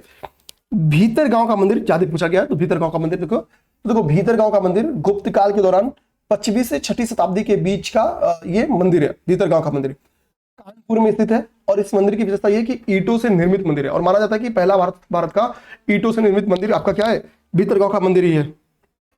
इसका से सूफी संत हाजी वारिस अली शाह की मजाद कहां पे है, बाराबंकी में, ठीक है। देवासरी बाराबंकी में स्थित है। संस्कृतियों में देखो तो नैमिषारण्य अभी फेमस है। नैमिषारण्य का एक कुआं जिसको अभी हाल ही में पर्यटन स्थल के तौर पे डेवलप किया जा रहा है, उसके बारे में आप चाहो तो एक बार मैंने कराया भी आपको, ठीक है। नैमिषारण्य सीतापुर में स्थित है। 88,000 ऋषियों की तपोस्थली कहते हैं इसको। कुंभ मेला का अभी आयोजन आपको पता है कि प्रयागराज में किया गया, गंगा यमुना के बेसिकली 4 ऐसे लोकेशन है भारत के जहां पे कुंभ मेले का आयोजन किया जाता है। अभी एक तो किया गया है प्रयागराज में, उज्जैन, हरिद्वार और नासिक यहां भी किया जाता है। उज्जैन में क्षिप्रा नदी के किनारे, हरिद्वार में गंगा नदी के किनारे और नासिक में गोदावरी नदी के किनारे। यहां मैंने एक बॉक्स में आपको क्या लिखा है, उत्तर प्रदेश के प्रमुख सांस्कृतिक केंद्रों का नाम लिखा है। उत्तर प्रदेश का उत्तरी क्षेत्रीय सांस्कृतिक केंद्र पटियाला में स्थित है। पूर्वी क्षेत्र सांस्कृतिक केंद्र शांति निकेतन कोलकाता में। उत्तर मध्य क्षेत्र शांति निकेतन प्रयागराज में। यही पेपर में क्वेश्चन बन जाता है, उत्तर मध्य क्षेत्र सांस्कृतिक केंद्र कहां स्थित है, प्रयागराज में। और उत्तर पूर्वी आपका नागालैंड के दीमापुर में, ठीक है। आइए अगला, मैंने आपको यहाँ पे संस्कृति में एक फैक्ट इंपॉर्टेंट लिखा है कि कौशाम्बी जो है वो जैन एवं बौद्ध धर्म का पवित्र स्थल है। आप बता सकते कि कौन से जैन तीर्थंकर है जो कौशाम्बी से रिलेटेड है, ठीक है। चौखंडी स्तूप आपका कहाँ है, आपका सारनाथ में स्थित है। लठमार होरी आपकी बरसाना में बनाई जाती है, ठीक है। यहाँ पे लोकगीतों के बारे में लिखा है बेसिकली आपकी उत्तर प्रदेश का, अगर पेपर में क्वेश्चन है कि उत्तर प्रदेश का प्राथमिक लोकगीत कौन सा है तो बिरहा है। बिरहा लोकगीत आपकी पूर्वी उत्तर प्रदेश में की जाती है। पूर्वी उत्तर प्रदेश की एक फेमस लोकगीत और है जिसका नाम है कजरी। कजरी विवाह और गीत है। कजरी आपकी मौसमी गीत भी है, तो विवाह एवं मौसमी गीत से संबंध किसका है, कजरी का। आला आपकी बुंदेलखंड में ठीक है का गीत है। रशिया आपकी ब्रजभूमि का गीत है। चेता आपकी अवध एवं भोजपुर क्षेत्र में प्रचलित लोकगीत है। और एक लावनी है जो कि रुहेलखंड का प्रचलित लोकगीत है। यहाँ पे शास्त्रीय गायक और उनसे संबंधित घरानों के नाम लिखा गया है। बिरजू महाराज किस घराने से संबंधित है तो कालका बिंदादिन घराना। उस्ताद रशीद खां रामपुर सहसवान घराना। पंडित छन्नू लाल मिश्रा जी किराना घराना संबंधित है। प्रभा अन्य जी किराना घराना संबंधित है। गिरजा देवी बनारस। इसमें आप एटलीस्ट ये और बिरजू महाराज वाला ये दो तो आपको तैयारी रहना चाहिए, ठीक है। प्रमुख साहित्य एवं, अब देखो यहाँ पे रचना मैंने क्या किया है, प्रमुख साहित्य एवं पत्र पत्रिका है। देखो रचना एवं रचनाकार, यहाँ पे जयशंकर प्रसाद की जो रचना है, हरिवंश राय बच्चन जी की जो रचना है, मैथिली सरल गुप्त की जो रचना है, नोट्स में आपको शेयर कर दूंगा। अब इसको रीडिंग क्या ही करूंगा, इसको आप एक बार रीड कर जाना। पेपर में चांस है कि क्वेश्चन बन के आ जाए और आता रहता है। जैसे खासतौर पे प्रेमचंद जी की रचना, जगनी की, ये जो सिंगल आला चरित चंद्रकांता है, निराला है, हटी हमीर है। खासतौर पे मुझको कोई बोले कि इंपॉर्टेंट इसमें कौन सा है तो आला चरित इसमें बहुत इंपॉर्टेंट है, चंद्रकांता इसमें बहुत इंपॉर्टेंट है, हटी हमीर इसमें बहुत इंपॉर्टेंट है, किस्सा राजा कन्हैया का बहुत इंपॉर्टेंट है। और भारत की यूपी की पहली जो दैनिक समाचार पत्र था उसका नाम था हिंदुस्तान। मदन मोहन मालवीय जी के द्वारा इसको निकाला गया था 1887 में। तो ये हमारे लिए इंपॉर्टेंट है इतना। यहाँ पे प्रसिद्ध हवाई अड्डे किस जगह पे, हम लोग नाम पूछ लेते हैं ना तो कहता है 5 हमारे पास इंटरनेशनल एयरपोर्ट हो गया। चकेरी हवाई अड्डा कहाँ पे स्थित है, कानपुर में। चौधरी चरण सिंह लखनऊ में। खेरिया हवाई अड्डा आगरा में। लाल बहादुर शास्त्री हवाई अड्डा वाराणसी में। हिंडन हवाई अड्डा गाजियाबाद में। तो प्रमुख हवाई अड्डों का नाम पेपर में आ जाता है। यहाँ पे मैंने जीटी रोड के बारे में फैक्ट्स लिख दिया है, देना जीटी रोड के बारे में क्या लिखा है भाई। जीटी रोड NH-19 का भी हिस्सा है, NH-19 का हिस्सा है। पहले NH-2 पुराना मार्ग NH-2 था, दिल्ली से कोलकाता को कनेक्ट करता है। सड़क ए आजम या बादशाही सड़क के नाम से इसको जानते हैं। इसको किसको कनेक्ट करता है, यूपी के किन किन चीजों को कनेक्ट करता है वो यहाँ पे लिख दिया। इसको रीडिंग करना पड़ेगा, आपको याद करना पड़ेगा। उत्तर प्रदेश के प्रमुख खनिज संस्थान जो खनिज पाए जाते हैं कहाँ पे पाए जाते हैं, यूरेनियम। ये पेपर में जो इंपॉर्टेंट सबसे ज्यादा इंपॉर्टेंट है उसको लिख देता हूँ। यूरेनियम आपका इंपॉर्टेंट है, ठीक है। यूरेनियम बहुत इंपॉर्टेंट है। संगमरमर आपका पेपर में आया हुआ है, बहुत इंपॉर्टेंट है। डोलोमाइट आपका पेपर में आया हुआ है, बहुत इंपॉर्टेंट। ग्रेनाइट आपका पेपर में इंपॉर्टेंट है। इतना एटलीस्ट आपको याद रखना है, बाकी भी आप पढ़ जाओ। ग्लास रेत करछाना प्रयागराज में। रेत से रिलेटेड चीज प्रयागराज मार देना। कोयला सोनभद्र। बालू पत्थर मिर्जापुर, ठीक है। एक बार आया है लेकिन ये भी इंपॉर्टेंट हो सकता है, नॉन प्लास्टिक फायर क्ले कहां पर आता है तो मिर्जापुर से संबंधित है। CR के बारे में मैंने पहले बता दिया। अब आपको एक जो टॉपिक पढ़ाऊंगा और उसी की बात से हम क्या करेंगे, अपनी क्लास को क्लोज करेंगे, वो है रिवर्स और उसके किनारे स्थित जो शहर है। चलिए ध्यान देखिए, देखिए आपको यहां से यमुना नदी देखने को मिलेगी। यमुना नदी, ये आपकी यमुना। आप इसको गूगल से ये मैप डाउनलोड कर लेना, ठीक है। ये मैप मतलब ये डाउनलोड कर लेना, आपको दिखाई पड़ेगा। तो पता है यमुना नदी कहाँ कहाँ, देखो मैंने यहाँ से आपसे पूछा था ना कि भाई ये लोकेशन सहारनपुर किन किन, तो उत्तराखंड, हिमाचल प्रदेश, हरियाणा मैंने पूछा भी था। तो देखो आपको ये दिख रहा होगा कि यहाँ पे शामली आपको दिख रहा होगा। शामली आपकी यमुना नदी पे, यहाँ पे बागपत दिख रहा होगा, यहाँ पे गाजियाबाद दिख रहा होगा आपको, ये ग्रेटर नोएडा दिख रहा होगा आपको, यहाँ पे मथुरा दिख रहा होगा आपको, ये आगरा दिख रहा होगा आपको, फिरोजपुर आपको दिख रहा होगा, इटावा दिख रहा होगा आपको, ठीक है। औरैया, ये सारे के सारे लोकेशन कहाँ पे हैं, ये सारे के सारे लोकेशन आपकी यमुना नदी पे स्थित है, ठीक है। पेपर में यही क्वेश्चन आएगा, ऐसे ही क्वेश्चन आएगा। अब यहाँ पे ध्यान देना, पेपर में एक सबसे इंपॉर्टेंट बात कि यहाँ पे क्या लिख रहा है कि हमीरपुर में आके आपको यमुना से बेतवा नदी मिलती है। ठीक है, बेतवा नदी बेसिकली आपका क्या है, बेतवा नदी आपकी जान है, समझ जाओ, आपका बुंदेलखंड का, ठीक है, हमीरपुर में आके कनेक्ट करती है, हमीरपुर में।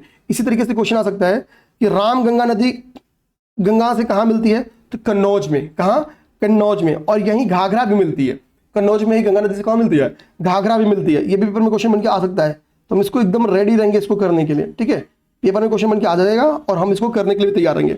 अब देखो घाघरा के किनारे कौन सा स्थित है, तो बिजनौर घाघरा नदी किनारे स्थित है, अमरोहा, ठीक है। आपका आगे देखो, आगे आपका फतेहगढ़, फतेहगढ़ भी आपका घाघरा नदी किनारे स्थित है, ठीक है। फिर आपका यहाँ पे नहीं सॉरी यहाँ पे बिजनौर, एक पेपर में क्वेश्चन आता है कि गंगा नदी यूपी में कहां से एंट्री करती है, तो बिजनौर से करती है। गंगा नदी यूपी में कहां से एंट्री करती है, ये गंगा रिवर है ना, ये गंगा रिवर है, बिजनौर से एंट्री करती है, तो ये गंगा नदी के किनारे स्थित शहर है। अच्छा ये 27 कुल 27 जिले ऐसे हैं जो गंगा नदी से होके गुजरते हैं यूपी के, ठीक है। और यमुना के कुल कितने जिले हैं, मतलब यमुना नदी यूपी के कुल कितने जिलों से प्रवास करती है, ये कमेंट बॉक्स में बता दो आप लोग, ठीक है। तो यहाँ पे ठीक है, कानपुर दिख रहा होगा, कन्नौज पेपर में आया हुआ है, जो आया हुआ है प्रतापगढ़ हमको, सॉरी प्रयागराज होता कि गंगा और यमुना का संगम यहीं पे स्थित है, गंगा और यमुना का, ठीक है। गंगा पे आपको यहाँ पे वाराणसी दिख रहा होगा, ठीक है। पेपर में आपको अक्सर गोमती पूछी हुई है, गोमती भी खूब, तो लखनऊ देखो गोमती नदी के किनारे स्थित है, ठीक है। सीतापुर आपकी गोमती नदी के किनारे स्थित है, ध्यान, सीतापुर आपके गोमती नदी के किनारे स्थित है। इसके बाद से आप यहाँ पे आ जाओ, ध्यान, सुल्तानपुर आपकी गोमती नदी किनारे, गोमती नदी खूब पेपर में आया हुआ है, ठीक है। जौनपुर आपका गोमती नदी किनारे स्थित है, जौनपुर, ठीक है। गाजीपुर आपका कहां पे स्थित है, तो गंगा नदी किनारे स्थित है, गाजीपुर आपके गंगा नदी किनारे स्थित है, ठीक है, ध्यान। इसी तरीके से आप यहाँ पे सरयू रिवर देखोगे, सरयू रिवर में आप बस अयोध्या और फैजाबाद दिमाग में रखो, आप कुछ मत दिमाग में रखो, इतना दिमाग में रख जाओ, ठीक है। राप्ती नदी यहाँ पे देखो, बलरामपुर राप्ती नदी किनारे स्थित है, गोरखपुर राप्ती नदी किनारे स्थित है, ठीक है। तो ये सब चीजें हमको तैयार करना चाहिए, रिवर्स और किससे संबंधित है। बाकी गंगा यमुना के ट्रिब्यूटरी तो हम लोग ज्योग्राफी में पढ़ते ही पढ़ते हैं, तो हमारा काम यहाँ से पूर्णतः समाप्त हो जाएगा। अब हमको कोई दिक्कत नहीं आनी चाहिए, बेसिकली कहाँ पे, यूपी स्पेशल में। तो आप बताना भाई क्लास कैसी लगी, क्लास अच्छी लगी हो तो प्लीज शेयर जरूर करना, अपने दोस्तों में बता देना और चैनल को सब्सक्राइब करना। जय हिंद।